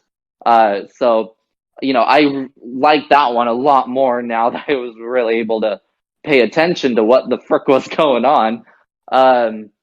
And then like Mystery Incorporated was such a messy release of a series because they like Cartoon Network basically like stabbed the creators in the back and were like, we're not going to air your show, so ha ha ha, take that, try to get your show out now. And so like basically Mystery Incorporated would like almost half of the season in one day, and that was like the only time you could watch it. Otherwise you'd have to get them on DVD. So I never really watched those episodes as they were coming out because it was just a hot mess. So I remember I just like bought the entire series after it had all premiered, and me and my friend at the time spent like a whole day and night just watching the entire series in one go. And we were just like, what the frick? This is amazing. Like, so that's kind of a tangent, but I will say I did have this time period where I wasn't like as into Scooby Doo, but there's never been a time that I haven't constantly gotten the new movies or episodes on DVD. I just haven't been. There were just times that I wasn't as paying attention, I guess, or very like enthusiastic about Scooby Doo, I guess you could say. But it was because of what I was going through in my life at the time. I was like fighting death almost. But I always thought that either in high school or after high school, I would get out of Scooby Doo, kind of my love and quote unquote grow up and mature. But I've definitely found that like getting out of high school actually kind of made me love Scooby Doo even more, because it's like the one thing that has been constant in my life. Like it's one thing that still, I can still look forward to the 2 movie releases a year, to the new episodes, to the constant change of what they're going to do next with the franchise. And so I don't know, I definitely feel like getting out of high school, I love Scooby Doo more now and today than I ever have growing up. And, maybe it's because I have my own money and can get all the stuff I want for Scooby Doo, but I think I'm also able to really pay attention to what they do with Scooby Doo and kind of see the trends and do my own research. As you guys have been saying, I think I have become this Scooby Doo encyclopedia, and that's what I've wanted to do. And then, I made a YouTube channel, and I never intended my YouTube channel become Scooby Doo orientated. And then I made a few videos of Scooby Doo and it gained traction, and all of a sudden I have this, fan base of people who know me as the Scooby Doo YouTuber, and they come to my channel because it's now their safe place of I can talk about Scooby Doo and like Scooby Doo and not be judged, because I felt this too growing up. You get to a certain age, and if you like Scooby Doo, oh, you like a kid show, and you haven't grown up and whatever. And I have a lot of people that comment and say none of my friends like Scooby Doo. They can't get into it like I do, and so I come to your channel because it's somewhere I can have fun with my love of Scooby Doo. And so I've definitely leaned my channel into Scooby Doo more, and so I definitely dive deeper into Scooby Doo now than I ever have, because I'm constantly making content around it and researching what's coming up next or what's been before or what's. So anyway, that was a really long explanation for your question. I apologize. No, like, you're right in everything that you're saying, in that a lot of people do see it as... See, we were listening to the Nikki Blake podcast about collecting, and they had somebody on the podcast that had the Guinness World Record for the world's biggest Scooby collection. And they were saying how everyone always said to them, you're going to outgrow this, you're going to outgrow this. And they said, look, like, I now have grown up, I've got my own money, and I have not grown out of this. I've progressed to have the world's biggest Scooby collection. This isn't it's difficult because Pokemon started as it was seen as a child's thing, and then that's progressed to any age. There's other examples that I guess I'm struggling with now. I guess Mario started off as something child related, and then those children got older, so it's now seen like, oh yeah, like people in their 20s, 30s like playing Mario. For some reason, Scooby is a topic that not many people have had the same progression with. I don't know why, that people just assume that it's a phase, but we've seen other things, like I say, Mario, Pokemon, which are nowhere near as old as Scooby, I don't think. Mario's 35, Pokemon's 25. I mean, a lot of it is and they've had progression. What's cool in the media, I think. I remember when Pokemon cards, Pokemon in general, was this big thing at school when we were all younger, and then it was, seen as uncool. If you played Pokemon, you were a nerd, you were, bullied and picked on. Definitely, because I never fell out of love with Pokemon, I've got to say. That's something that I would always keep to myself, and I wouldn't dare, mention that I still played it, or I still, was interested in collecting the cards. But then say you get this crazy YouTuber with huge influence like Logan Paul spending £200,000 in a vintage box, and that exploded it to the point where there's literally physical fights going on in Walmart and Target over the cards. And it's if Logan Paul had unboxed, something Scooby Doo related, or if he bought the mystery machine, in auction, that could be something. If someone with enough influence directs people to things, someone with nostalgia or some collectors are instantly going to go, okay, now this has gone up in interest, this has gone up in value. If another influencer were to do things, it changes perception of everything, and that's kind of what I don't really like, when something just becomes cool because someone that has influence has done it.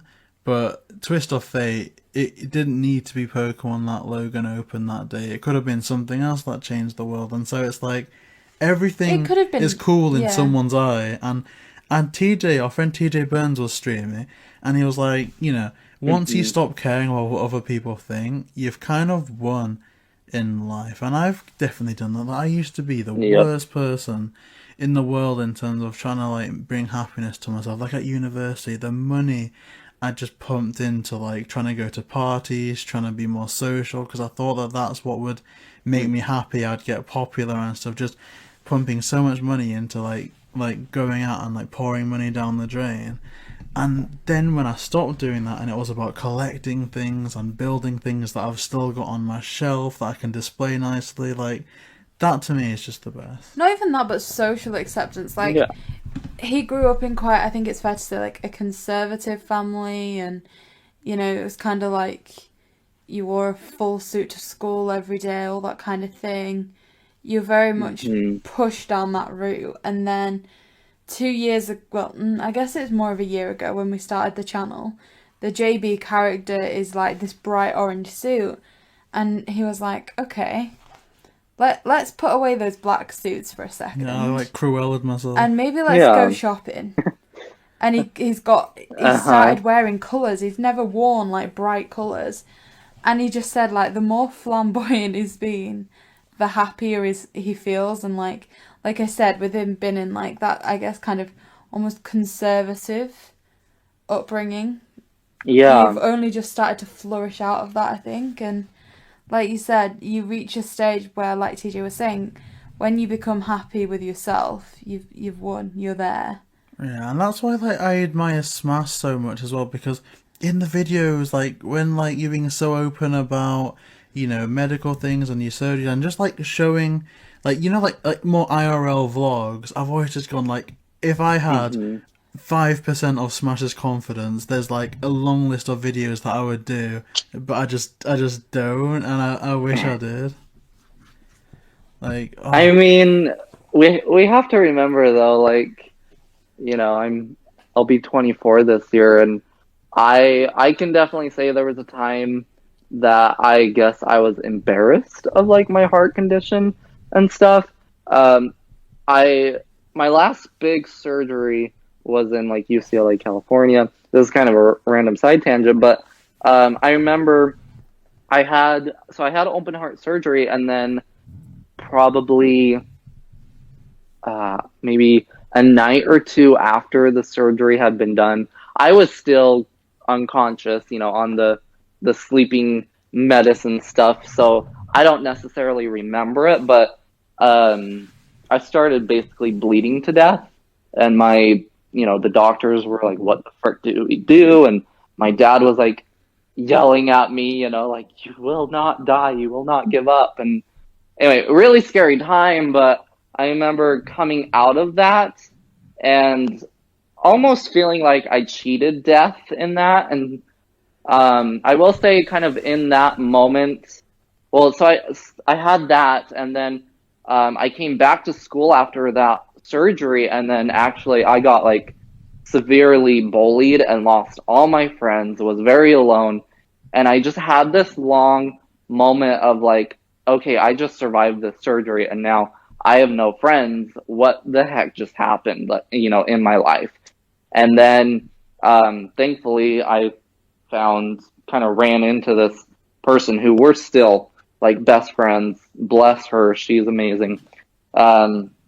She kind of basically was like, "Hey, you should come eat with us at lunch and whatever." And I was like, "Oh, okay." But basically what I was trying to say is those two experiences in my life definitely helped with my confidence, because, you know, it was like two big times in my life, and then not to mention shortly after went to heart failure again and whatever. And so I kind of definitely had to learn fast to not care what people thought and to enjoy what I do enjoy, because I've always been told that my life is very limited. And I mean, I wasn't even supposed to be born alive to begin with.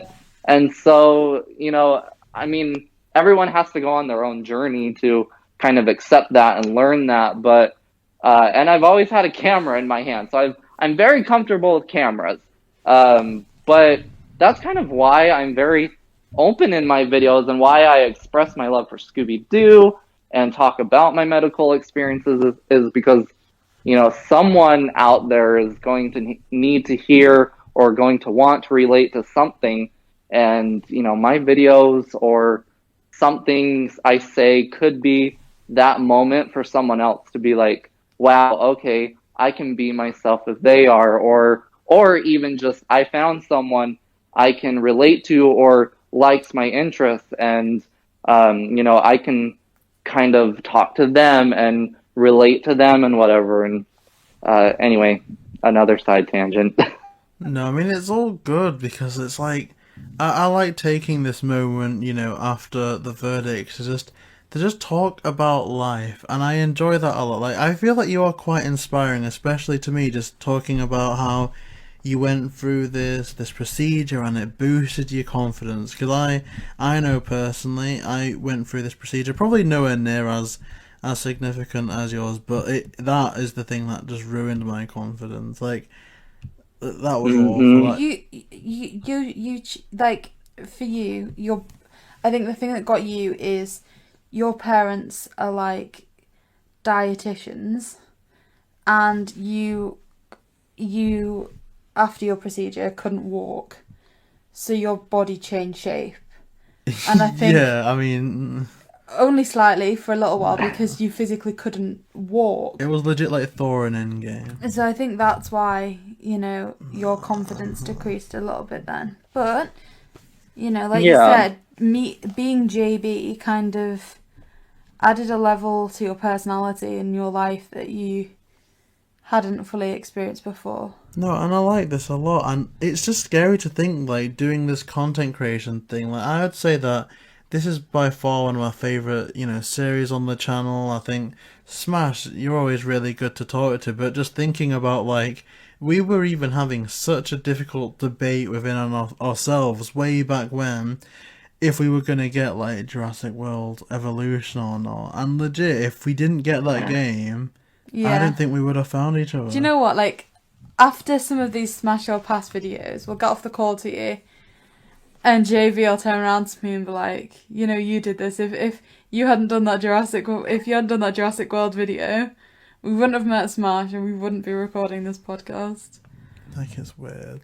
Isn't that crazy? Like, because I can remember, so I got the game, the Jurassic World game, and I nanny. That's what I do for, like, my job, is I watch children. And I was watching my little niece at the time, and she's only 1, she'll be 2 this year, but so she was even younger then, so it was just kind of like, she would just kind of do her own thing as I sat with her and whatever. But I remember I was getting her breakfast, and I looked up, like, Jurassic World Evolution Nintendo Switch, and saw your videos, and I, like, watched one of them, and then I saw you guys had a few more, and I'm like, well, time to binge. And so I, like, sat and watched and commented as I was watching. Oh, I can still remember the moment I found your videos.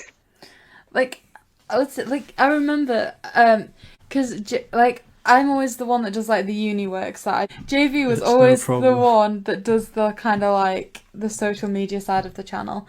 And every time I was going to record, he was like, okay, so Smash has given you this bit of advice. Remember to say thank you. And remember to kind of say what the advice was in the video, so, like, people that don't read the comments can see it. Like, he used to debrief me on every comment, didn't you? Yeah, and it's just weird, because then it only got to the point where Smash, and I should really do this more. There's really a load of channels that, like, I haven't really looked into, but it was only when Smash followed us on Twitter that I saw that they had a YouTube link in their bio, and oh my gosh, that was the most that I think I've ever binge watched content. And then not even a week later, that was when we recorded the 5-star talk, which feels like ages ago now. That's kind of right. Oh, this is awesome. And then just your YouTube name inspired JayBee to think of a Smash or Pass series. I know, it rhymes. You're welcome. Literally, Smash or Pass, and it's a good, I don't know, I was just proud of the concept. I think that's probably the best thing I'll ever think of in my entire life, and that's okay. But I guess this has been a really, really good conversation, and I just like it when we can be a bit more open, and especially because I think that the verdict was maybe reached a bit, I don't want to say early, because it's been like an hour and a half that we've been recording now, but I've enjoyed this a lot, so I guess it's time to wrap things up, unless there's anything that anyone else wants to say at this point. I think I'm good now. Oh. I guess I would just say, as you've heard from the other, like, the end of this kind of thing, that there is some amazing things on Smash's channel. The links, as always, are going to be in the description, so go and check them out too. Yeah, so thank you so much for listening. If you do want... Oh, well, that's something I haven't said. The next movie we are going to be watching is Scooby Doo and the Monster of Mexico.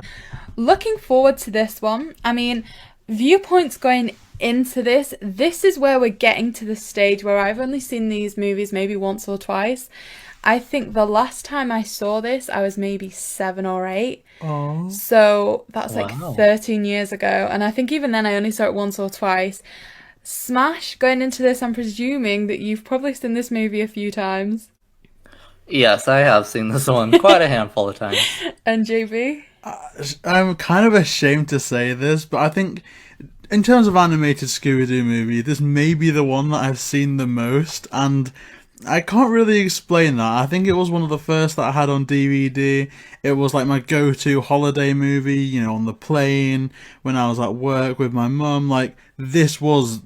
I don't know why, but I must have seen this at least 1,000 times, and in hindsight, I don't know how to feel about that. So I think we'll have a look and see if that movie impacts our opinions or anything at all. But for those of you that haven't seen this one for a while, little brief plot synopsis. So all of Miss Drink are invited to Mexico to spend time with a family over there. And just before they arrive, we see El Chupacabra arrive just in like pre-celebrations of, is it Day of the Dead? Yeah, the Day of the Dead festivities. And so, of course, as always, Miss Drink want to work out who's behind it, if the family's involved, and we certainly meet a few interesting characters along the way as well. I think it's fair to say that we're going to come on to. So, looking at this straight from the opening, I got really good vibes at the start. I really liked the family feel of the festivities and stuff. I know JayBee was like, oh, what type of festivals do we have like this that I can celebrate? Because it was quite a nice feel at the opening, I think. I like it a lot. The only thing that confused me was there seemed to be a crowd gathered around the dad and the son just playing a xylophone. I don't know how realistic that would be, but I do really enjoy how it just, I don't know, I'll just always associate the opening song and the opening scene with about, you know, just about going on holiday or being on road trips. So I like this in terms of the intro, especially the juxtaposition of happy music, people partying, to that kind of more creepy vibe of the El Chupacabra. I don't know what the heck I did there. El Chupacabra. There'll be a prize for the best pronunciation of that by the end of this, and so far you're winning. But I'm curious to know what smASH thinks of this, because I'm not too familiar with smASH's opinion on this movie going into the podcast, but I know that this is definitely an interesting one. So, on intro alone, smASH, what was your opinion on this? So, I have to first say that no matter if the Scooby movie is good or bad, I feel like they just really know how to do, like, the background music of these movies, or just music in general, because talking about it with you guys, I'm like, there are way more Scooby movies that just have like really good music in them, whether they're sung or it's just playing in the background. Like, they really know how to kind of set the mood with the music. And like you guys were saying, like, yeah, it starts out really fun. We kind of see everyone just in this kind of downtown communal area. And then, you know, as this kid wanders off to find his dog and whatever, it gets more creepy. And then, you know, you hear the music of the party fade, and all of a sudden it gets eerie as you see the Chupacabra. And I have to say the opening is really, really fun. I really like that they kind of did a King Kong homage with him. But overall, it's a fun opening. I wouldn't say it's my favorite by any means, but it definitely like sets the mood for the monster. Yeah, I think that's fair to say. I mean, a couple of things that you said there that I really picked up on and agreed with is you were saying about the music. Now, as soon as we get the opening scene finished and the Scooby-Doo title comes up on the screen, you just start to hear these maracas playing, and it just brings a really nice vibe with it that I think sets you up quite positively for the movie. And as well, as we were saying with this type of opening, we get to meet the El Chupacabra before Mystery Inc. do. And one thing that I kind of picked up on that is they do similar to they did in Alien Invaders, in that you don't see it initially, you see a silhouette initially. Yeah. And that's how they introduced the aliens in that movie as well. And I personally think that it worked really well for the aliens, because I found them more intimidating as the silhouettes than when you added in all the green and stuff. But for this one, I found the shape quite strange just with the green eyes. But then when the silhouette cleared and you saw like the actual kind of monster, I found that quite a step up. So I think it was done quite nicely here. Yeah. I would say. I mean, just to kind of get the elephant in the room out of the way, is anyone familiar with what El Chupacabra is actually supposed to look like? Isn't it? It's like I do. a dog. But is okay, yeah. It's like a four-legged animal, yeah.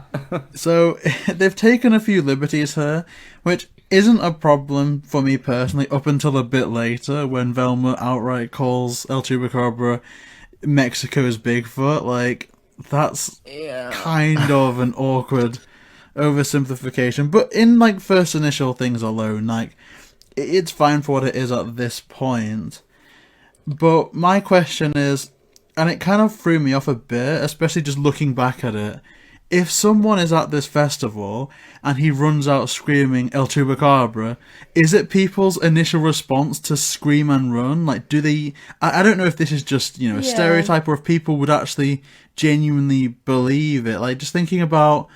I don't know if there's any English folklore, but let's say, okay... The Loch Ness. Dracula's around here somewhere, Scotland. supposedly. If we ran into town going, oh my gosh, guys, Dracula, run, run, run, I think we'd be sworn at or something like... If it was my hometown, they'd be putting the cameras up, because that's like one of the places where it was written. Yeah. So just like, oh great, get the cameras out. So, no idea how My realistic other- that is.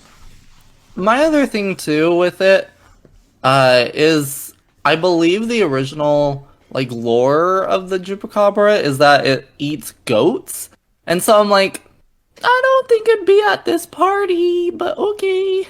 I mean, it Yeah, could I don't be the think it's little going to be dog's a around here goat. picking on humans, is it? Yeah, it's after the dog. It's like Scooby's right. Yeah, true. It is after the dog. See, I'm going to say, I know JB's kind of touched on one issue there, but because I guess I didn't know that much about El Chupacabra and I was quite young when I first saw this, it was something I didn't really notice and consider. My first issue with this movie arises after the titles and we see the characters all being almost reintroduced. They all seem to almost have an introduction with some overemphasized personality characteristics and that kind of thing. I guess I'll touch on that a little bit more afterwards, but I wanted to get both of your opinions on that first. So maybe Smash, how did you feel about that? It's kind of like half email communication but performed like a video call. How do you feel about it? Okay, so I want to backtrack just a little before that because I just had a little side note. I'm sorry. I really like how they do the opening credits with the eyes kind of Yes. flowing around, and that's all we see. But I hate the font that they use in this movie. It's such a cheap font. Like anybody could type it up. It's like I can't remember it's like sans something. Anyway, it is one that maybe. But anyway, that's just a random little note. It's like I love it, but I hate it at the same time. Anyway, with your question though, I always felt so confused with this part because I was like, are they emailing? Are they video chatting? I mean, I get the idea they were trying to go with, and I guess it gets the job done, but I just don't know. Like, would you really like be talking? I don't know. It confuses me. It still does, but I get what they were trying to do. It's fun, but I feel like it needed just a little tweaking. Yeah.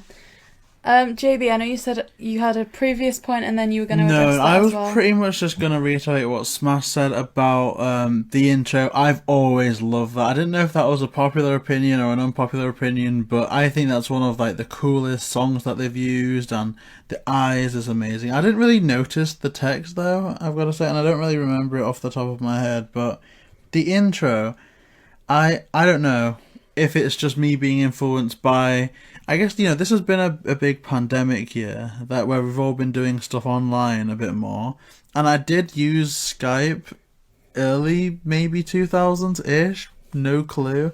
So I don't know if that was a thing, like if as a kid I was sat there watching, oh, I guess they're just using Skype, or if I had something else in my mind. But it just seemed a bit much. Like Daphne's watching some dodgy website. Like, she's just drooling. I feel what like even is that? it's quite. I think it's quite damaging to some of the characterizations about Ricky with his You'd hips. almost think this was the first ever Scooby Doo movie, that we'd never met these characters, and so they're over exaggerating who these characters are. So you've got Fred at the start making the plan. Someone's reaching out to him like, let's do this, and he's kind of like, yep, you know what, we'll all be there. Then Daphne is kind of being portrayed as a very basic kind of drilling over boys type thing, which I think at this point they'd worked quite hard to avoid. So the live action movies had both come out at this point, hadn't they? I think this was The first 2003, one. so The first one it's had. the year after, or maybe 2004. I think 2004. So this came out in 2003, Ah. and the second live action movie came out the year after. 2004, yeah. But I think one of the main points in the first live action movie, especially if you consider the deleted scenes, is they wanted to work so much away from Daphne just being the damsel in distress. Like, it starts off with that with the Lunar Ghost, then it's like, oh, she's going to go to camp, she's going to learn all this like taekwondo, karate kind of thing, and then implement it throughout the movie. So I feel like, Scooby-Doo had kind of taken a direction where it didn't want her to just be there to be rescued. And then I think just the start of this movie kind of set up that she didn't have very much going on other than being a bit basic. But it serves no purpose. That's the thing. Like, they could have used it as like, say Mr. Smiley is just some big hunk, and she's on like Mr. Smiley's website or something. Like, just something like that would be something that would set it up. But it serves no purpose. And I was almost thinking, and I'm skipping way ahead, but obviously we'll backtrack. When Daphne is like in bed listening to music, I was almost like, oh, so that's where that factors in. She was kind of like admiring someone from a boy band, and so that's what she's listening to, and she's going to mention that. But no, it's just this funky Ricky guy swinging his hips about. See, I even think... Sorry, after you. Oh, sorry.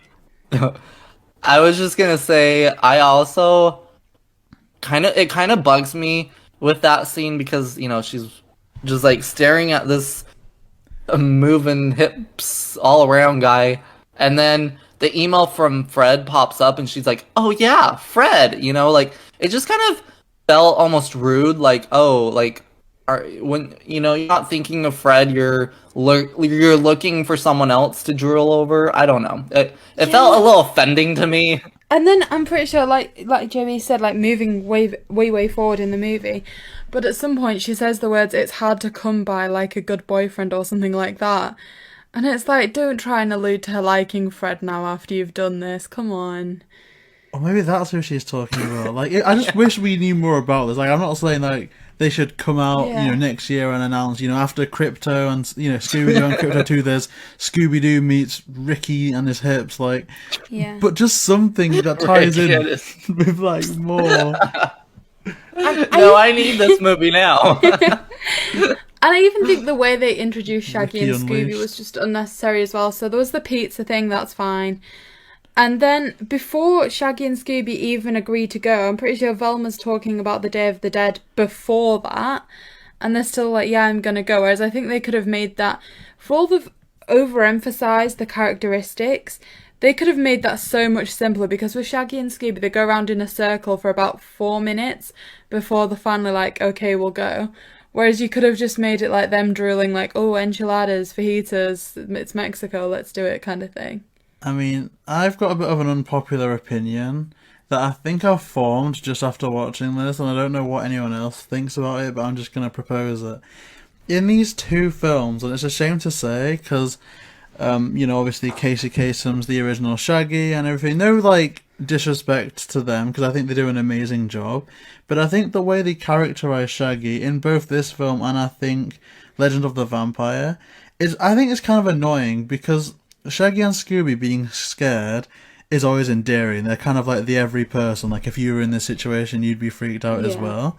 But even before, in like the last movie, before Shaggy hears that the music festival's in a place called Vampire Rock, he's like, "Oh, I don't want to go to the Outback." And even before there's any mention of any Yeah. spookiness, Shaggy's like, "Oh, well, you can count me out. I don't want to go to Mexico." And it's like he's not scared of anything. It's just like he's kind of being a bit ignorant Yeah, and too he's lazy. literally just like, I want a nap and I want to eat. Whereas you'd think it'd be more along the lines of, oh great, it's another it's another country. It's like, you know, different foods. Let's go. And then Velma's like, oh, okay, yeah, and look at this festival, the Day of the Dead. At which point he's like, no, no, no, no, no. Whereas But as even it then, is, she calls she'd it mentioned Mexican it first. Halloween, and it's like, no, stop doing this, Velma. Yeah, okay, my friend Angie, her her dad's side is Mexican, so she has a Mexican heritage. And we watched this movie for my personal podcast sometime at the beginning of this year, I believe. Maybe. Anyway, recently, more or less. And she like got so offended by that. She's like, I don't know if I can finish this movie. No, See, this is it's the thing, is bad. Velma's the intelligent one. If they've portrayed Daphne to be, I don't even know what in this. So if it was her, like, yeah, it's funny that, like, very simple and giggly, they're fine. But the one that's supposed to be intelligent, But is that just potentially falls damaging short. though? Because I would almost say that, and I'm not saying kids should get all of their knowledge from Scooby Doo, but kids do pick up stuff, and it's like if I wasn't from the kind of more mixed background that I was, and I was just watching The Monster of Mexico, and bear in mind I was not the brightest kid, I'm not the brightest at all, but a lot of what Velma's saying, if it was Fred saying it or Daphne saying it, you'd take it with a grain of salt, but it's like, if what Velma's saying is this, I'm convinced that I would have believed it, and I'm not sure if I was the only one, so that's kind of irritating. But just thinking about it, like, Scooby-Doo has had a history of things not aging well. Like, we were watching the first 2 seasons of Scooby-Doo, Where Are You? And there's that episode where they're in China, and, Scooby and Shaggy dress up as Chinese waiters, and they do, like, the most crass impersonations of what, like, they think a Chinese person sounds like. And it's like, yeah, that really doesn't age well. And same Yeah. here, like, if they did another movie set in India, for example, and it was like, Velma's like, oh, Diwali, we're going to go and celebrate that. It's a bit like India's bonfire night, or India's Christmas. It's like, yeah. Okay. Thanks, Velma. I think now they do a lot more of a respectful kind of, this is the festival, this is what it's about, this is why we're going to have fun celebrating it, as opposed to trying to make it relatable for the audience. So I guess maybe one reason that you could maybe say that they did that is because, I'm presuming the audience would be typically kind of Northern America, kind of England, Australia. I know that they've done premiere, like, special kind of cards and stuff for their collections in those countries. So maybe it's like, oh, I'm going to try and make it more relatable for them. But ultimately, I think now there's very much a belief that you need to have a wider understanding. It's not just what happens in your country anymore, kind of thing. Yeah, for sure. And, I don't know, there's just a lot that doesn't age well in this. And it brings me to a point where, and this is where I'm going to ask Smash for a bit of, like, because I like to ask Smash, X amount of questions per episode, just because I'm so curious about the history of some of these movies. And we've just finished the Mook animation ones. There was Legend of the Vampire, which was in Australia, so it isn't too far removed that it's like, of that nature. But it's like, why jump from that to Mexico? Was this a rushed movie? Because it's not like you can't do Mexico. Mexico's out of the question. But it just seems a bit strange to mischaracterize a place that they clearly could have done a decent job at if they did a bit more research. So I don't know. Like we've got Loch Ness coming up soon. I would say that would have been a safer bet than this one. The problem with these two is they, yes, I think they were a little rushed, but the person behind it, and this is no disrespect to them, but the person that was behind these last two movies, Monster of Mexico and Legend of the Vampire, was just so set on making these two movies so classic, as in, like, again, like I was saying with the last episode, where they have the sound effects, the music, and all the original cast and everything. And so I feel like they try to focus more on nostalgia than like trying to bring the gang to modern day and realizing, hey, we need to respect and acknowledge these different races and different celebrations that people do, rituals and whatever. And because at this point, they were doing What's New Scooby Doo. And so, they were told, okay, we do these direct-to-video movies, so they're going to look like their What's New Scooby Doo counterparts. And they had like a very, very short amount of time of like, you can do these two movies, but then after these, like, we got to get them into their What's New look, their What's New outfits, their What's New Scooby-Doo voices and everything, and which that happens in the next one, in Loch Ness Monster. So I feel like these two, honestly, were just a throw something together and let's get the original voice cast up for one more time. And so I don't know how much of a story was really thought of for both of these. This one I feel like is a lot more offending, I guess you could say, than Legend of the Vampire, though I have spoken to a few Australians who have said that Legend of the Vampire is very stereotypical of Australians, and they don't love how it was portrayed. So, yeah, in terms of these, unfortunately, I have heard the person behind these last two movies talk about it and stuff, and it definitely just felt like a hurry and whip them together because this is our last and only chance to do this. And I mean, again, What's New Scooby Doo was coming out around this time. I believe it was airing at the point that this movie came out. But they were going back and forth, actually, with two different series at the same time. So there was a lot of Scooby-Doo going on, because they were trying to do What's New Scooby-Doo, but they also debated doing this other series where it was going to be about Mystery Inc.'s kids. Rather than bringing Mystery Inc. to modern day, they were going to have Mystery Inc.'s kids now start solving mysteries in modern day. But then obviously they went with the other, having What's New Scooby-Doo and whatever. So it was a very messy time here. I mean, when you say a messy time, I think that's quite interesting, because I think, and you talked about, that's two things you talked about that I can very much relate to in the watch through, and that's a messy time and nostalgia.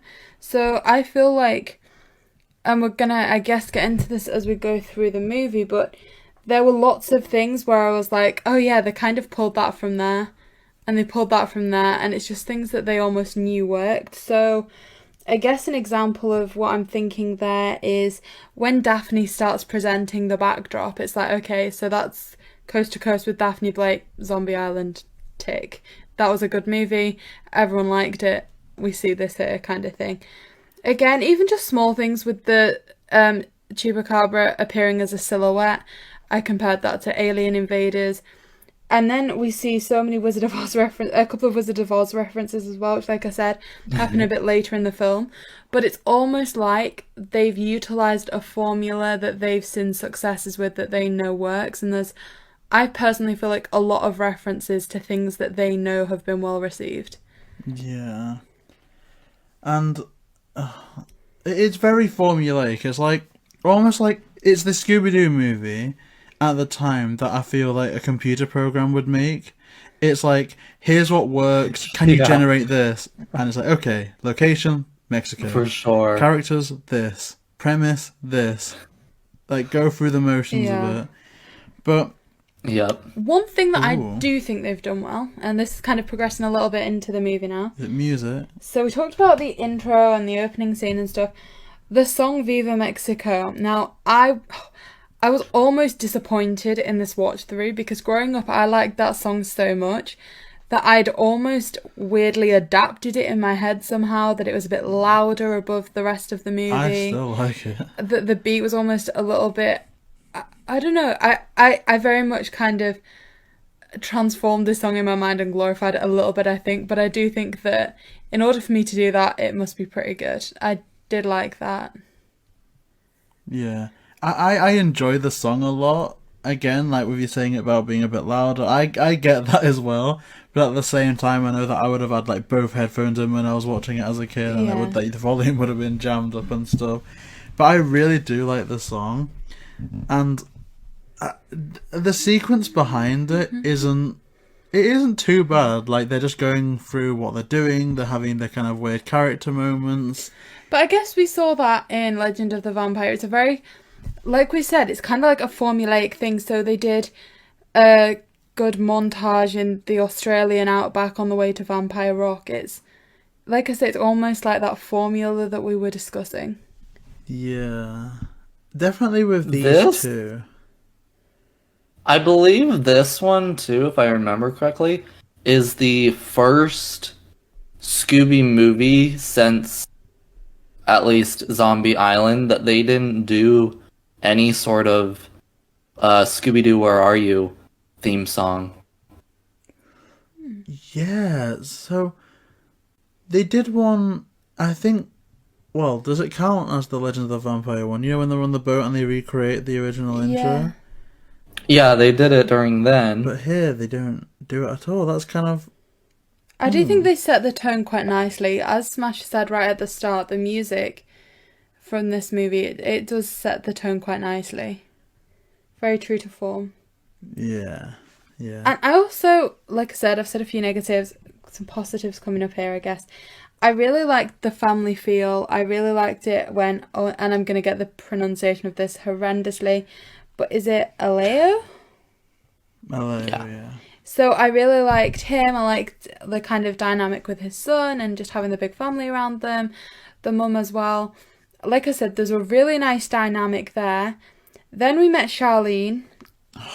And I was a bit like, oh no. I mean, she sticks out like a sore thumb anyway. Like, you've got this nice little family that are just going through the motions, and there is nothing about Charlene that is anyway quiet. It isn't subtle. Like, I don't think at the start it's saying this is the villain, this is obviously the villain, but just the way they talk, the way they like open, like fling the saloon doors open like the OK Corral. Like, I want to make a comparison here. It's something that JayBee will understand. smASH probably won't, but you know when you met me, JayBee, and obviously I was at university, so I'd adapted my voice away from kind of the typical accent from where I'm from. You sounded Australian. And then you met my oldest sister who speaks, let's say, very differently from me.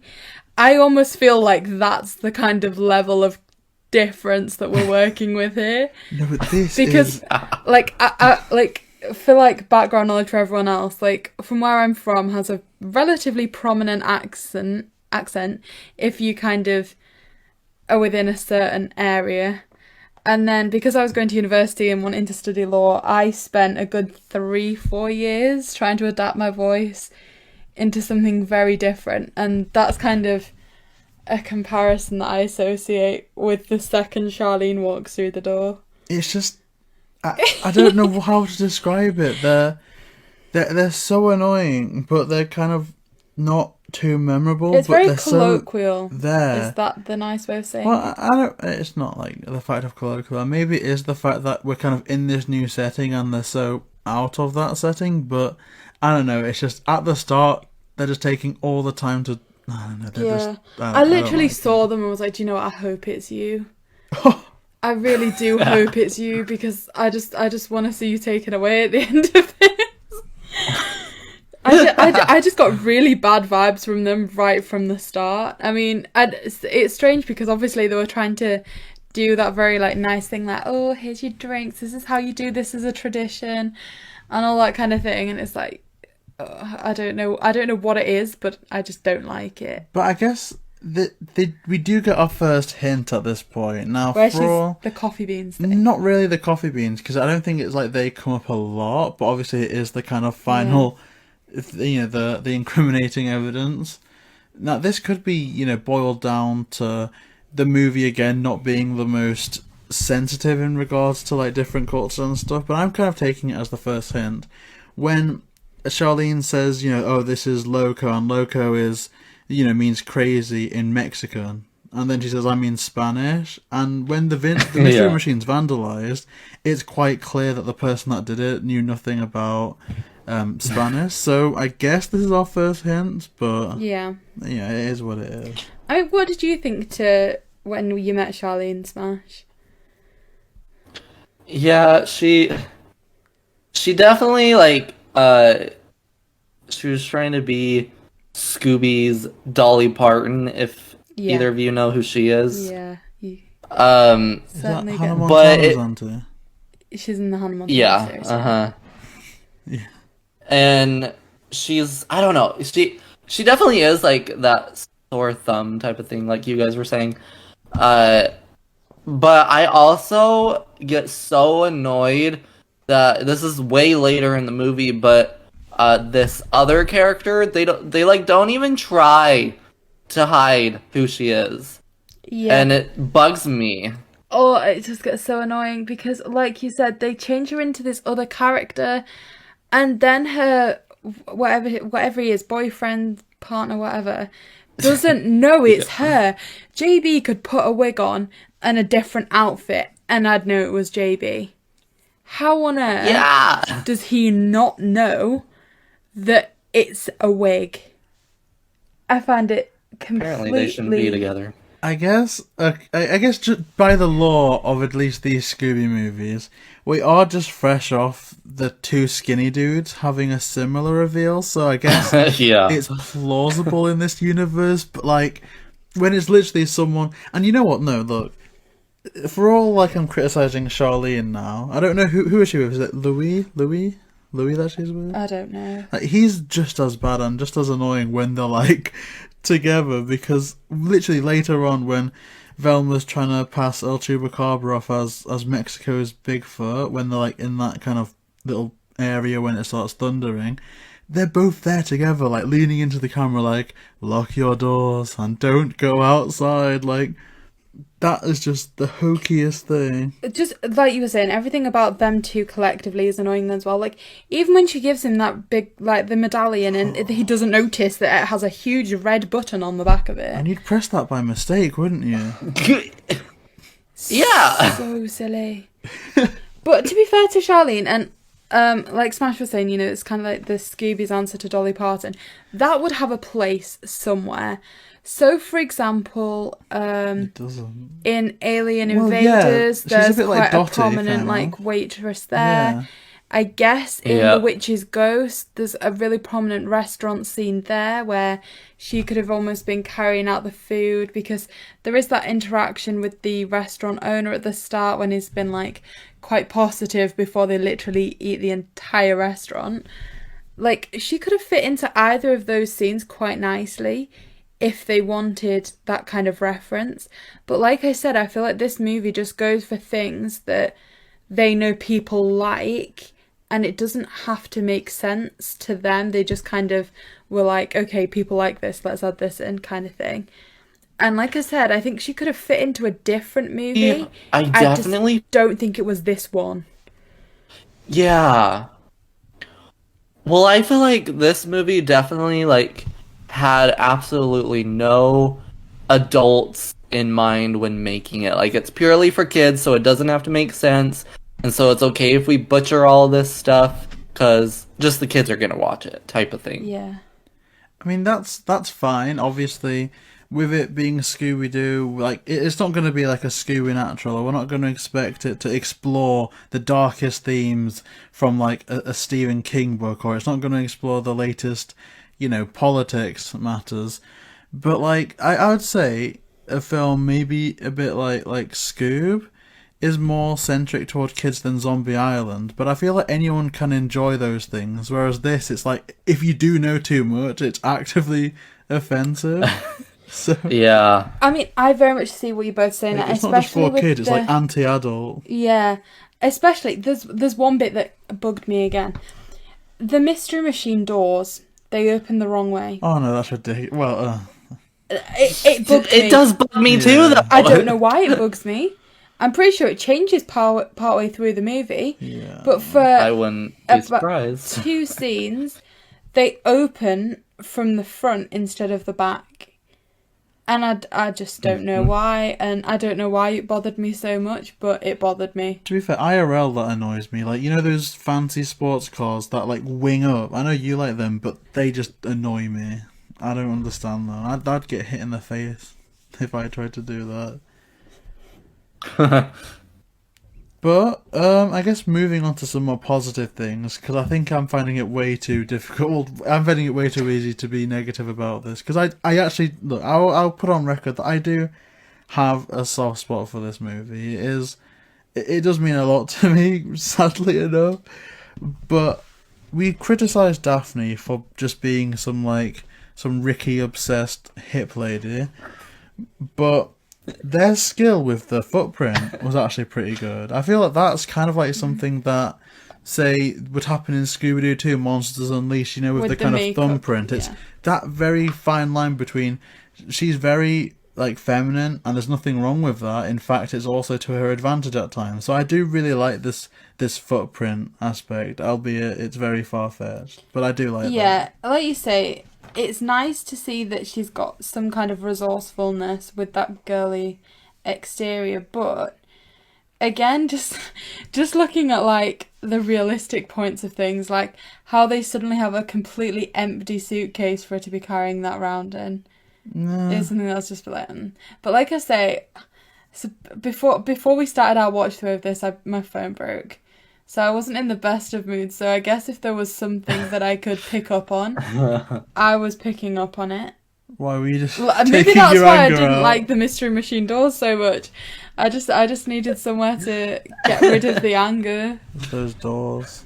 I can't believe that. Those stinking doors. And to be fair, the phone was my fault. So it wasn't your fault. Maybe you should take it out on me. Anyway, so some of the characters that we meet that are certainly interesting to say the least, if not maybe a bit irrelevant. Muy interesante. The weird I've literally just put the weird the weird prophecy man with the website. Oh, see, that's something that annoys me. They see them and Daphne's like, "Oh my gosh, you can speak English?"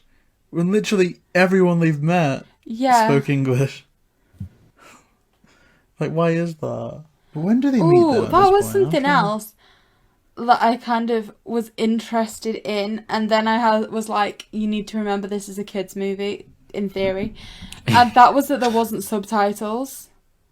For some reason, when they started speaking in Spanish, I was like, where's the subtitles? Wait, who was speaking in Spanish? I think Aleo was at the beginning. Certainly some of his family were. And initially I was like, how do I know what they're saying? Like, I don't really and also that. Fred was trying to. But I think the point is, for a little while that... I was like, why aren't they writing this down? Then I was like, okay, you need to remember that this movie was not aimed for people your age, okay? Like, calm down. But it can be this excused. was maybe aimed at people that couldn't read that well. It so can be excused for down. not showing Fred's subtitles, though, because I think the comedy of that is that it wasn't wrong. So then the laughter would be when Alejo was like, "Oh, you just thanked my family for their amazing hospital and Build-A-Bears," and when that medicine goes, "Thank you for your wise words of ostrich," teenagers. So, that's kind of fun. But I actually don't remember anyone speaking outright Spanish. Yeah. I don't know. You want to know something interesting about this guy? Yeah. Yes, please. I like this. This is when, like, some of the best moments of these podcasts, though, is when you're like, do you want to know an interesting fact? And JayBee and I just, like, sit up and move towards the mic, like, yeah. This gets me out of bed in the morning. So, yeah, that's his website, the ancientmexicanwisdom.com. That is a real website that's owned by Warner Brothers. No way. Really? What's on it? You look it up now, and it basically tells you there's nothing. But it takes you to Warner Brothers still. I mean, respect for the commitment. I wasn't expecting that. Imagine. That would have actually been a great little Easter egg, you know. ancientmexicanwisdom.com. I actually like that. I like that a lot. So where are we now? So I've written down respect for Fred for trying to learn the language. So we've just gone past. So we've just left this Mexican wisdom tent. Yeah, I guy. think they've started to split up and kind of look for clues. And a moment in there that I admittedly did like is, and I made JB rewind it the first time that we heard that, the first Wizard of Oz reference, the coyotes and jaguars and boars, oh my thing. It just made me sit up and smile. It kind of re-engaged my attention with it. I mean, this is the funny part. Is that there's that reference to the Wizard of Oz at the start, and then obviously, you know, when Mr. Smiley says paid no attention to the person behind the curtain, you know, that's what Oz said. But then also, the last thing that Alejo's mum, I think, calls Charlene is a witch. So it's literally like all those references is just building up to an insult to Charlene. And normally I wouldn't condone that, but in this instance, I think I'll make an exception. And even as this kind of search persists, like, a lot of moments that are coming up that I quite enjoyed are linked to other movies. So, seeing outside the cinema, it says now playing Legend of the Vampire. Ooh. There's the Hex Girls poster. Yes.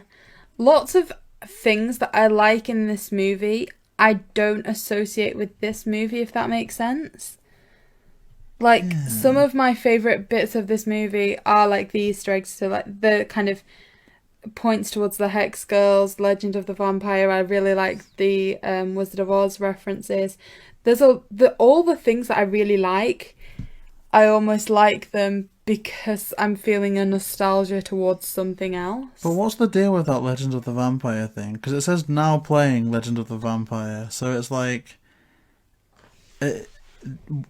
is this just another film? Because the cyber chase heavily alluded to the fact that the gang were very aware that they were making a movie. So is that the case for all of them now? And they had, like, posters for the rock band in Australia, in Mexico. Or could it be like a televised viewing of the Legend of the Vampire kind of rock concert thing? But wasn't it just called Vampire Raw? Although, I guess... It could be... like a documentary? Well, Yahoo! So I believe, Exposed? and smASH can correct me on this, that when we asked him about the timeline, you're to assume the first 4 movies we looked at were an independent timeline because we have obviously travelled backwards in age now, but they were already familiar with the Hex Girls and that kind of thing. And this is the What's New So timeline? this could almost be a year after, and it could have been called something else. I mean, that's... My thought with this is, they've done it other times, but like, there was like a Hannah Montana concert, a Jonas Brothers concert movie that you could see in theaters, and it was like in 3D. So I'm kind of thinking it's something kind of like that, where it's like a Legend of the Vampire rock concert, the movie, like live the concert through this movie. Yeah. Oh. That's very much how I think I was imagining that as well. Imagine that though, you pay for tickets to like see people perform, and then like I reckon they would have been They refunded, market right? it quite sneakily as well, you know. So Yahoo, I Yahoo. went to I don't know if this is a good thing to admit because a lot of people love them, a lot of other people hate them. I went to a One Direction concert with my cousin, and as part of the marketing at the start, they were like, rewatch this again, we are making this into a DVD, and they almost marketed it as if it was that one specific night, when actually it was a random night from the tour. But to engage people to go and get the DVD, they made it sound like it was going to be that concert specifically. You've got, so like, the Legend of the marketing with Vampire. that is actually quite interesting, but like that's an entire sideline that's completely irrelevant, I guess. Like Legends of the Vampire with just a compilation of old Matt Marvelous things, and then there's like the Yahoo extended edition. I like that. That's pretty good. Oh. So after the cinema thing and seeing the posters outside, progresses and we reach an interesting development. So they kind of go on a little road trip. The signs are kind of tampered with, all that kind of thing. And they end up, as we said before, meeting somebody who looks remarkably like Charlene, but their partner doesn't seem to recognise it, who is running some kind of strange historical presentation. Now, for me, this is when the movie gets I mean, to an entirely new level of strange. does Charlene work there, or has she just broken in to impersonate them? Like, I think she's just broken in. I don't know though, because she Oh. knows the secret passage at the bottom. So what if it's strange. What if she's also with the owner of the museum in that separate And disguise? I might not know too much here, but how big is Mexico? Isn't it connected to America? I'm not even going to talk about geography Because because I already sound stupid enough. As it I is. was a bit confused when they started driving along and it had just started to get dark, and then Fred's like, "Oh yeah, we'll be here by morning," and it's like, does it take that long? Would it take that long, I remember really? him once, and I just got. I'm pulling up a scammed. map. Because when I went on holiday as a child, my parents hate flying, so we used to drive, from the north of England to the south of England, then get on a ferry and go into France, and then drive all the way to the bottom of France. And we could do that in, I want to say 15 hours. Then And again, that's though, going all the way across 2 countries. The America way of things is long, right? Like, you'd have to fly. Like, there's many different Yeah, time maybe zones in that between area. states and stuff, but not...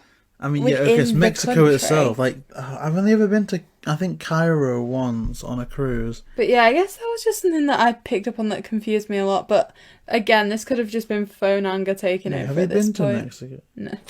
No, my parents don't like flying. We could go there. We could, all three Well, of my us dad could go doesn't. there one day. Not my dad, my mum, sorry. We could vlog there.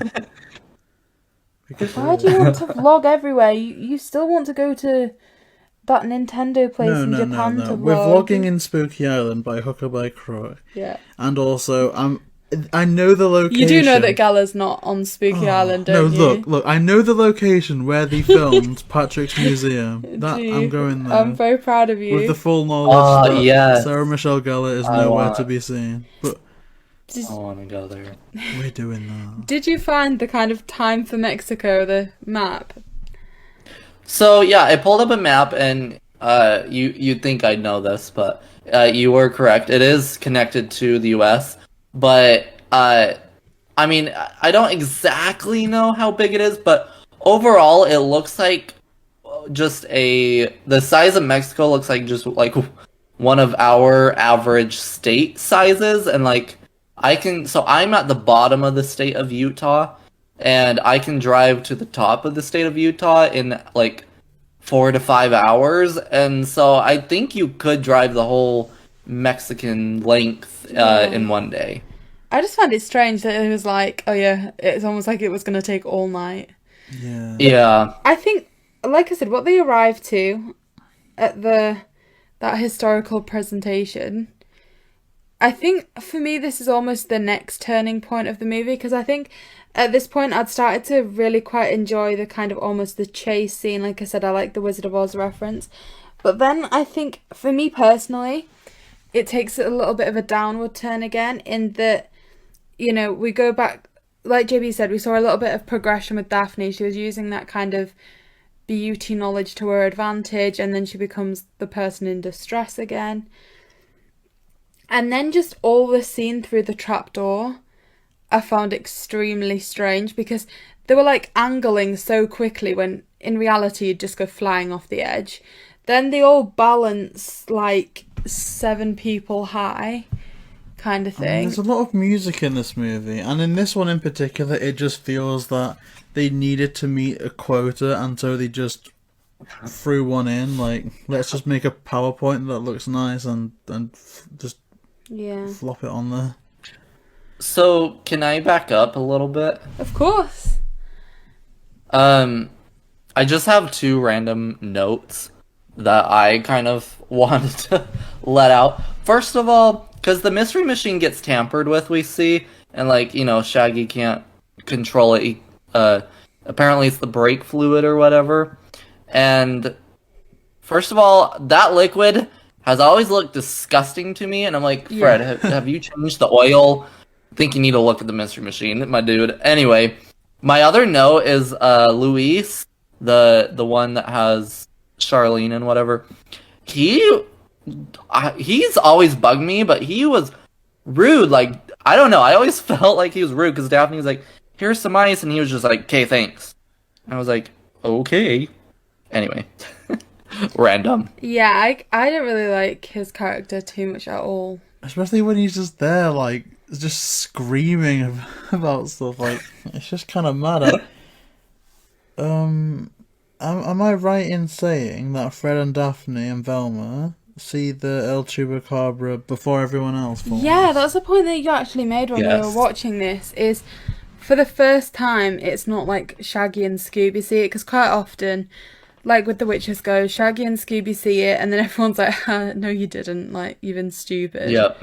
Whereas this time it's kind of like, okay, you have to go through this first now. You always bully them, it's your turn. Right. But yeah, I guess that was quite an interesting new dynamic, because I guess like I've been picking up on things that I think are quite similar to something else, but that's quite nice, quite new. So let's see my notes. Okay, I think now we're getting onto the stage where the gang have made their way onto the pyramid and they get caged, essentially. Yeah, I found that, like I said, for me, as soon as Daphne got kidnapped, it was a bit of a downward spiral, and I don't just mean falling through the trapdoor, everything just kind of spiraled a bit for me personally. So the first heck thing... does that work, though? Yeah, there wasn't enough time, really, was there, to get her on top of the pyramid, and... I'm not disputing that. What I'm disputing is that this is exact cage that raises up around it was them. because they'd placed that sand statue, and they thought that it'd draw their attention. But, okay, I mean... like, why did they go up there in the first place? Like, Fred was like, Daphne, we're coming. But, like, if you were Daphne, wouldn't you have started to meet them halfway or something? I would have rolled. And then, that's something else that I found a little bit annoying, is the art style of them running down the side of the pyramid. Oh, no, that was alright. I mean... Because it wasn't... For Scooby, it wasn't even running, he was jumping. I don't think Velma's feet touched the floor once, and then Scooby runs over the edge, lingers in the air till the other 7 people have run past. So Velma then grabs his tail and pulls him back on.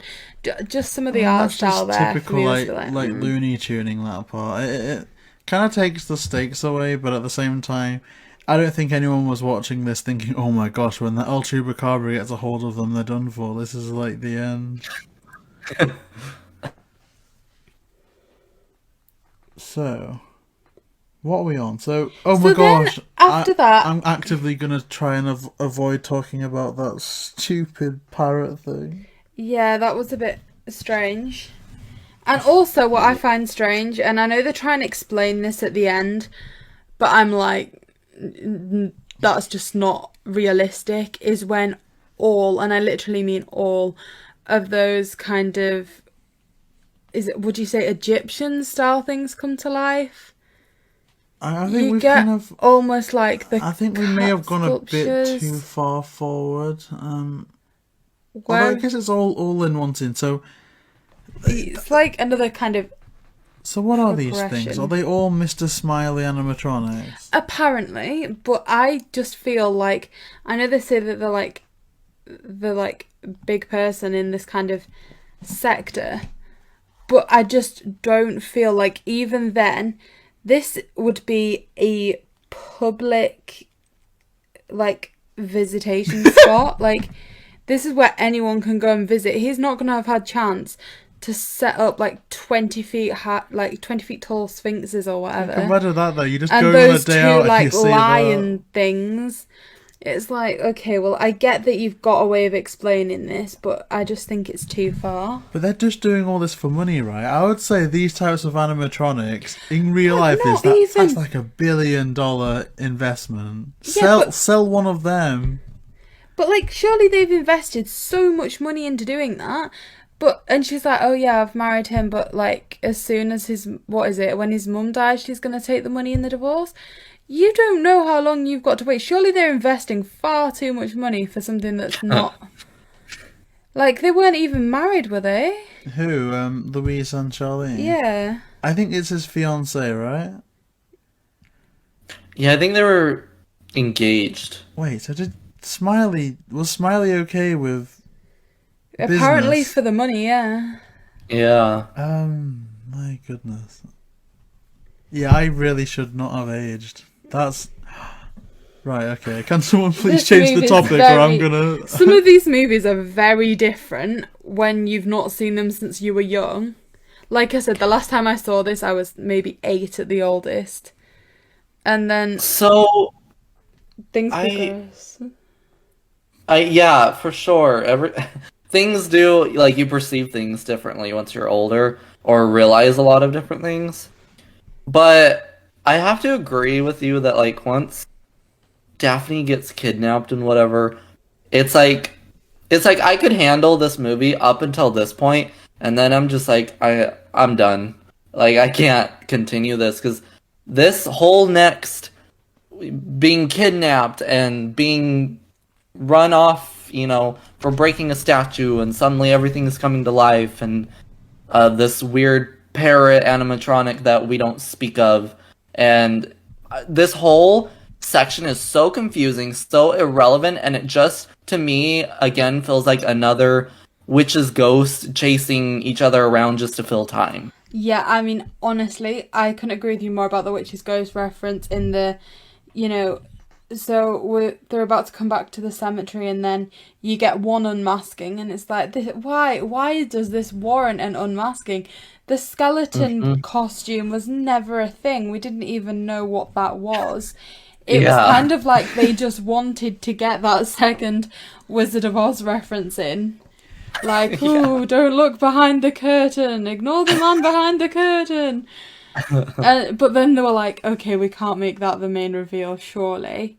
So they decide to add something else in. I'm just not a fan of...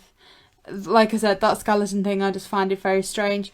Not only that, I find it very kind of strange that they'd only leave, like, Charlene's coffee, like...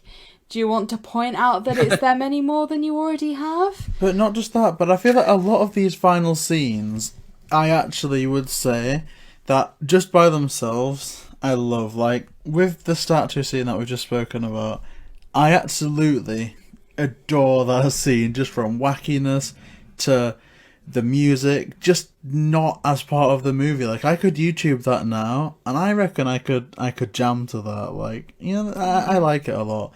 But in this, it's just so out of place, and I agree that, like, in itself, it's a lot of fun. It's Scooby Doo, it's wacky, it's a cartoon. They're just running around, But in the context of the movie, I'm like, either you could have done a lot better and made it actually be relevant to what's going to happen next, or they tried to with the whole, they were all animatronics and whatever. Or, like, just maybe not do it in this movie. But it leads on to, like... I'm sorry, do you want to... No, I was just going to say quite quickly that it's almost like they didn't utilise Mexico. Now, I'm probably going to get pulled up on, like, my understanding of the world here. But why do they have, like, the pyramids and things there, and... There seem to be, like, lots of, like, Egyptian references, when I personally associate Mexico as having a very strong culture and stuff that's not that. I think they have They temples, could have, like, built like up JayBee temples. said, that was good, and you agreed here, that was good. You could have maybe used that in a different movie. Like, there's one where Velma goes to Egypt and then they all go out to visit her, right? Yeah. Yeah, that's coming up shortly. Yeah. So that section and those kind of villains and things would have maybe fit in that great. But when you've set a movie with Mexico in the title, make the most of what that country has on offer.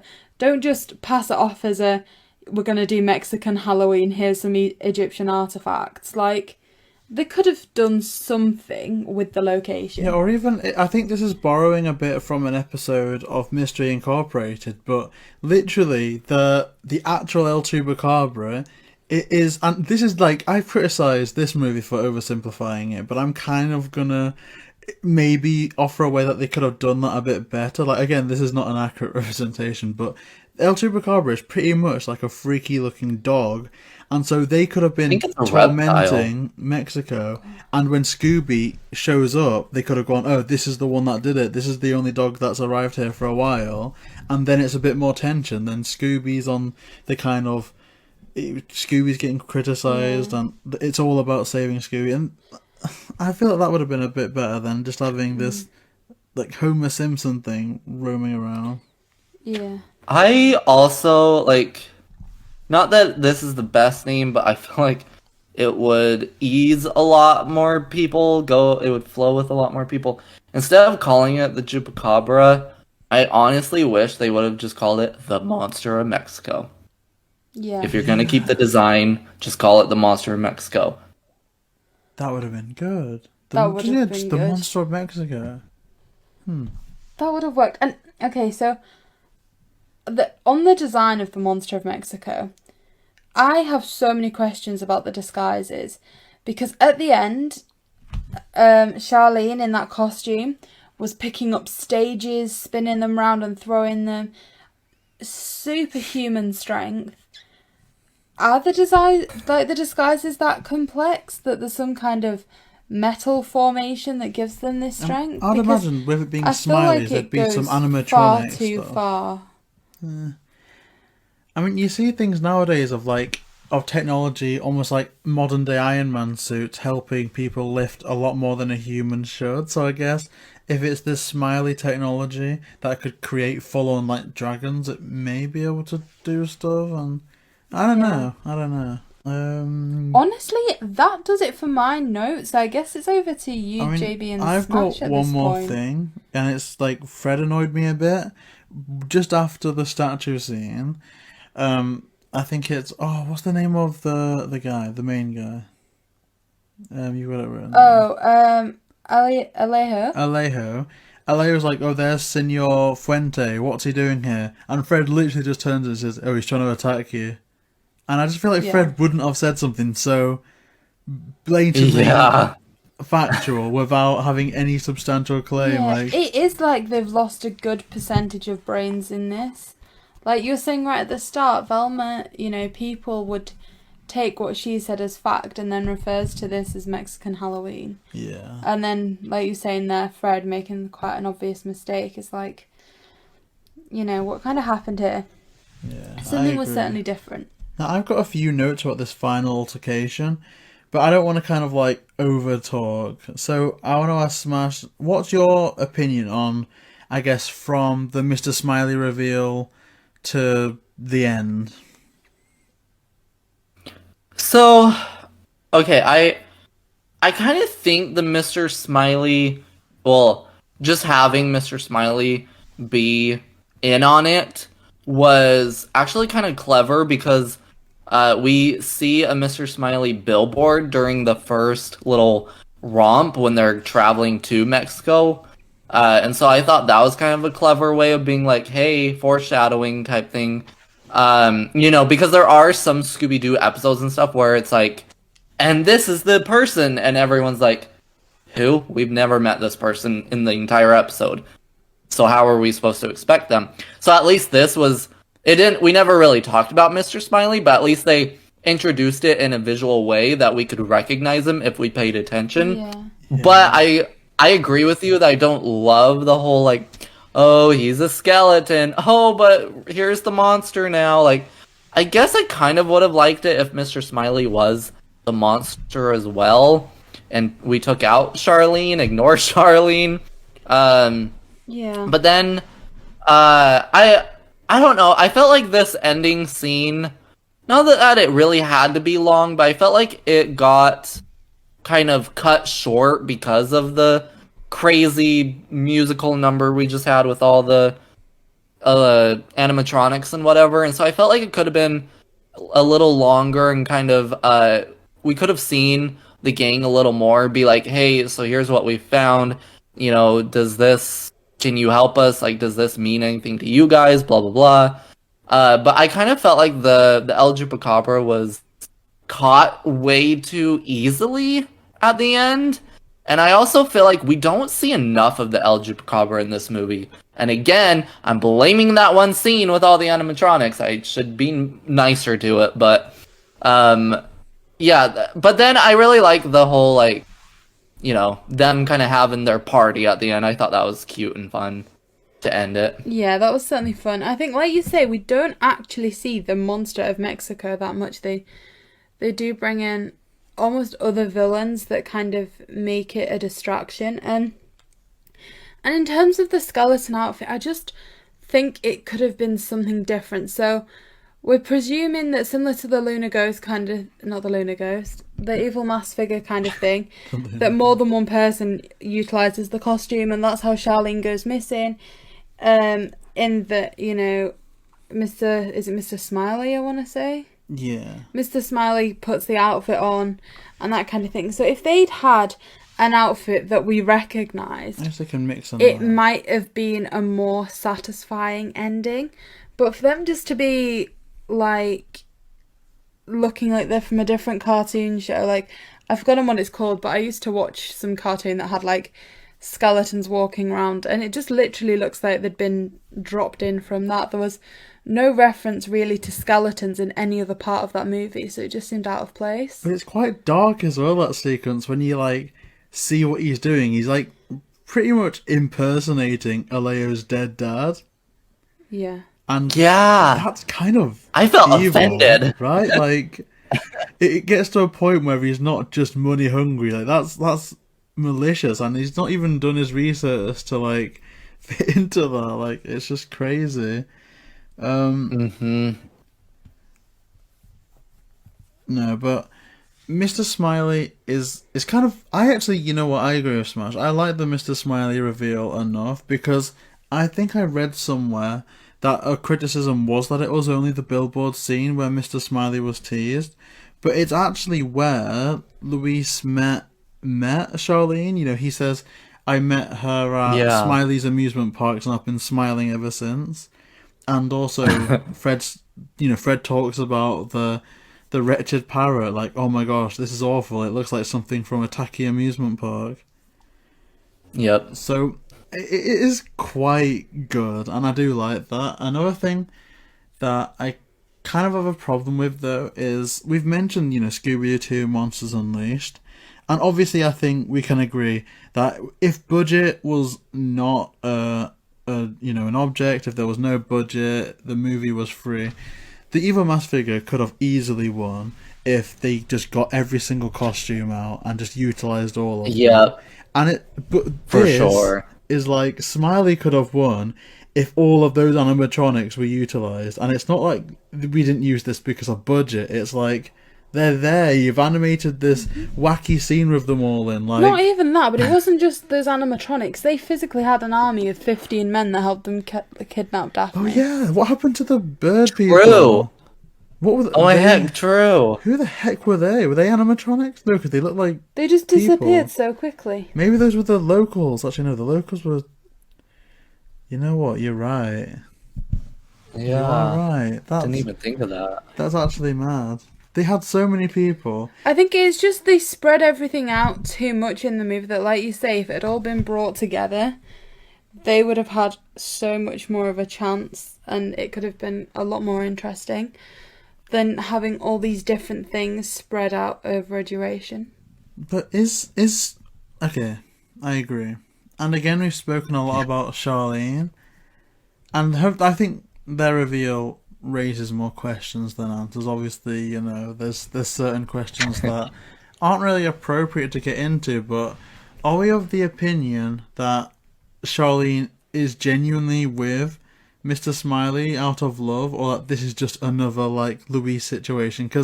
And obviously, like, you know, appearance has nothing to do with that, but it's like, they've animated Mr. Smiley like old school James Corden, and it's like, and he's clearly got a lot of money. Yeah, to be able to go through all those animatronics and things, it's not that they need the money. So is Smiley just another victim to, like, Charlene, or are they both just in on it together? I kind of feel like at some point Mr. Smiley decided to become like a criminal, and Charlene was already, you know, like, had her face in the criminal well-known type thing, and so they kind of, like, came together for this idea, and then obviously kind of grew feelings for each other through this, and then she used Luis for the money as, like part of the whole plan and plot and whatever. So that's kind of what I'm thinking. Yeah, it's kind of it kind of raises a lot of questions because Charlene could very well be somewhat of a genius. Like, so many different disguises. Like, I don't know. I reckon she could be pretty powerful. But yeah, the ending scene happens, and that's all quite fun.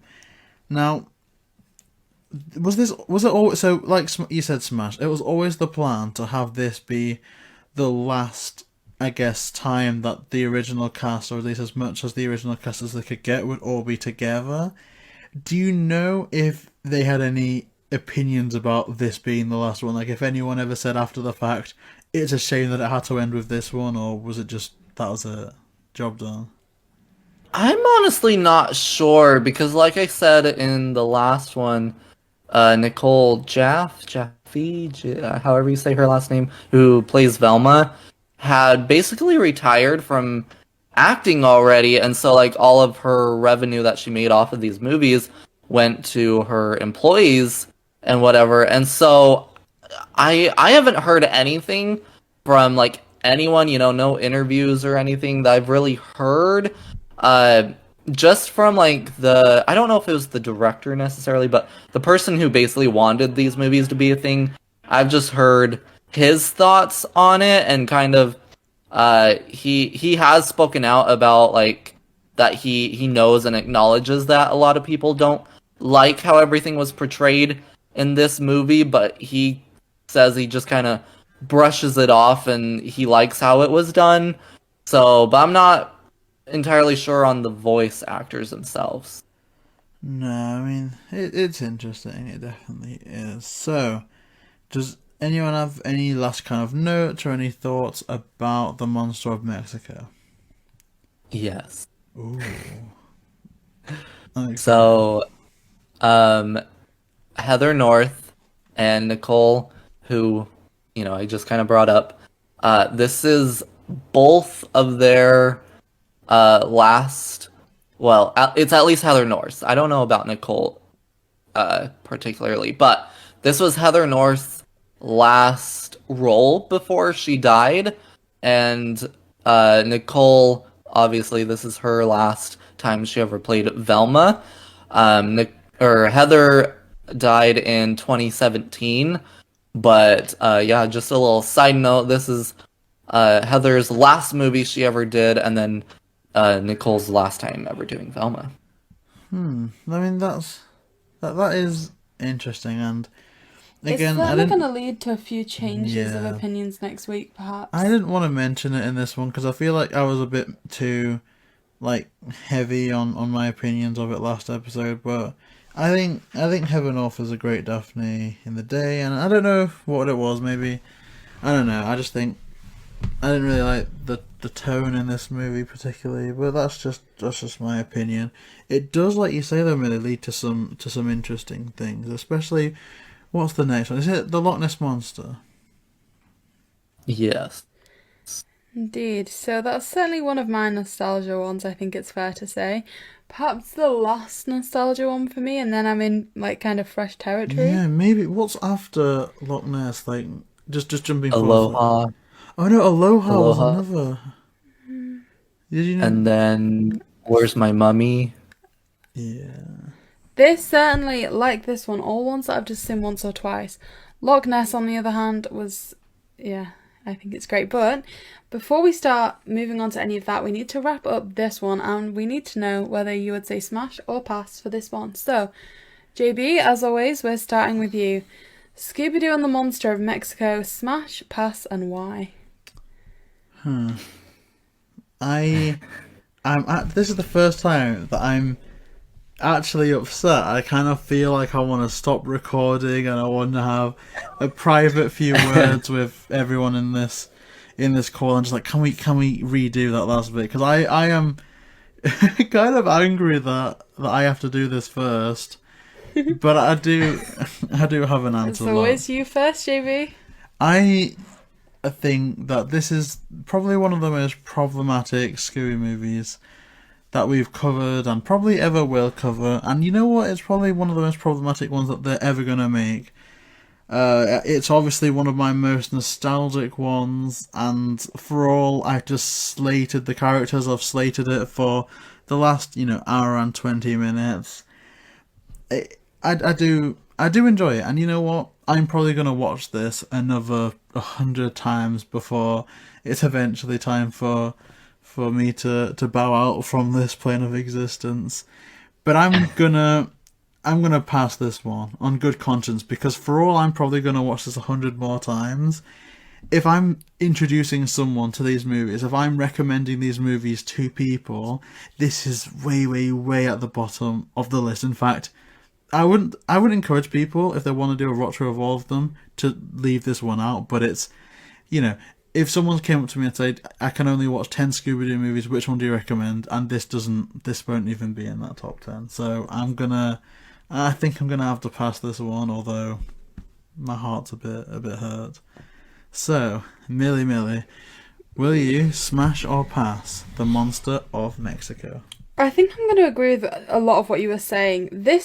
I think of all the ones we've watched, this isn't my least favourite. I think it's got some very good moments, but I think a lot of the moments that I don't like them because they're in this movie. I like them because I associate them with something else. So I love the Wizard of Oz movies, but the Wizard of Oz references, but that's because I've got some great Wizard of Oz memories from growing up, so it's kind of not associated with the movie.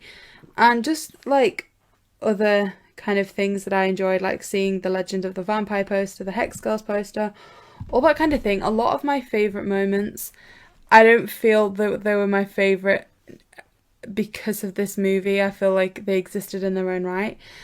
And I do have a lot that I didn't like right from the start with the kind of email video conference thing. I just found it a bit strange. So I think this is going to be the first one where I say pass to.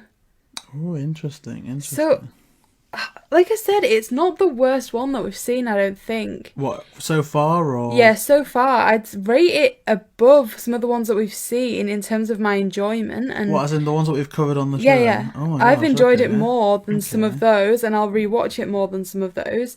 But critically analysing it and what I enjoy and didn't enjoy and what I think worked well, the bits that I do think worked well exist beyond this movie. There are bigger references that these were kind of paying homage to. So I'm going to ultimately say pass for the movie, but that doesn't mean that I didn't enjoy it as much. So that ultimately just leaves you, Smash. Would you say smash or pass for Scooby Doo and the Monster of Mexico? Alright, so this one has some nostalgia for me. It's definitely one of the first VHS Scooby movies I've owned. I remember, I still have my VHS copy, and it wasn't until just a few years ago that I finally got the DVD version, whatever. But I've never really enjoyed this one, even growing up. Again, I have nostalgic feelings for it just from watching it as a kid, and that's really the only thing that holds it up for me. But otherwise, I'd never choose to watch this one unless someone else wants to, or it's just on somewhere. It's never my go-to or whatever. So I'm gonna pass this one as well, and I'd honestly say, because my last one that I passed was The Witch's Ghost, I'd honestly say I'd watch The Witch's Ghost over this one. Okay, that's really interesting. And it's the first time we've all agreed that one of these is a pass, so I guess that's interesting too. I'm gonna open this up to a bit of a question to Smash, because Smash knows, I think, a lot of these movies, if not all of them, and obviously there's a massive chunk of these films that I haven't seen yet. Based on the movies coming up, do you think that there'll be another episode where all three of us pass again? You don't need to name names necessarily, but do you reckon? Yeah. So I feel okay, I was actually just talking to Mariah about this before we started recording, because I was okay, this is a really low point of Scooby for me. But then I feel like coming up, it's all of a sudden gonna like shoot up, and like we're all, at least maybe, I can't say for you guys, but we're gonna like the movies coming up. But then there's a period coming up. It's kind of a transition period for Scooby, honestly, where these few movies are very, very hit or miss. Some people love them, some people hate them. There's people that are just like about them, and I feel like there's gonna be at least one in those little few that I think will all be like we can pass. But then after that little dull moment, I feel like the movies kind of almost get back to like Zombie Island-esque level before they kind of go middle ground for a bit, if any of that makes sense. Yeah, I get that, and I'm looking forward to it. I really am. Now, before we kind of wrap up with the intro, has there been anything in just the community at large that anyone wants to talk about? Because I know last week we had the Funko Pop announcement. I don't know if anything cool's going on at the moment. We actually had something weird happen, just because, again, I am head first in the Scooby community, So we had, I think it was last week, the Scooby Doo and Crypto 2 movie got leaked. The resume with it got leaked. And then for a while now, for like a year or two, there's been a rumor of a Scooby Doo and Courage the Cowardly Dog crossover movie. And today, actually, some international sites have suddenly started to list that movie up for pre-order with the release date of September 13th, and with the title being Scooby Doo Straight Out of Nowhere. Ooh. So that's interesting. I like that, and I guess we can assume that eventually, we're gonna cover that one. So, yeah, I guess thank you so much for joining us once again, Smash. I'm actually really, really enjoying these, even though this was kind of a bit of an awkward movie to talk about. I'd say that kind of made the recording of it a bit more fun. Like, I think this has been my favorite recording session so far, so I'm kind of hyped. Me too. So guys, if you want to check out next week's episode and have your little watch along beforehand so you can join in the premiere, as we kind of alluded to, next week's movie is Scooby Doo and the Loch Ness Monster? Yes. Yeah. Ooh. So, like I said, one of my favourites, so I'm looking forward to doing the rewatch of this. We hope you enjoyed this video. Please remember to check out Smash's channel as well. All their links will be in the description, won't they, JayBee? Yeah, in the description below. It's good. Indeed. So, guys, this has been another episode of Smash or Pass. So please make sure to like, comment and subscribe to JayBee, Milly and Smash.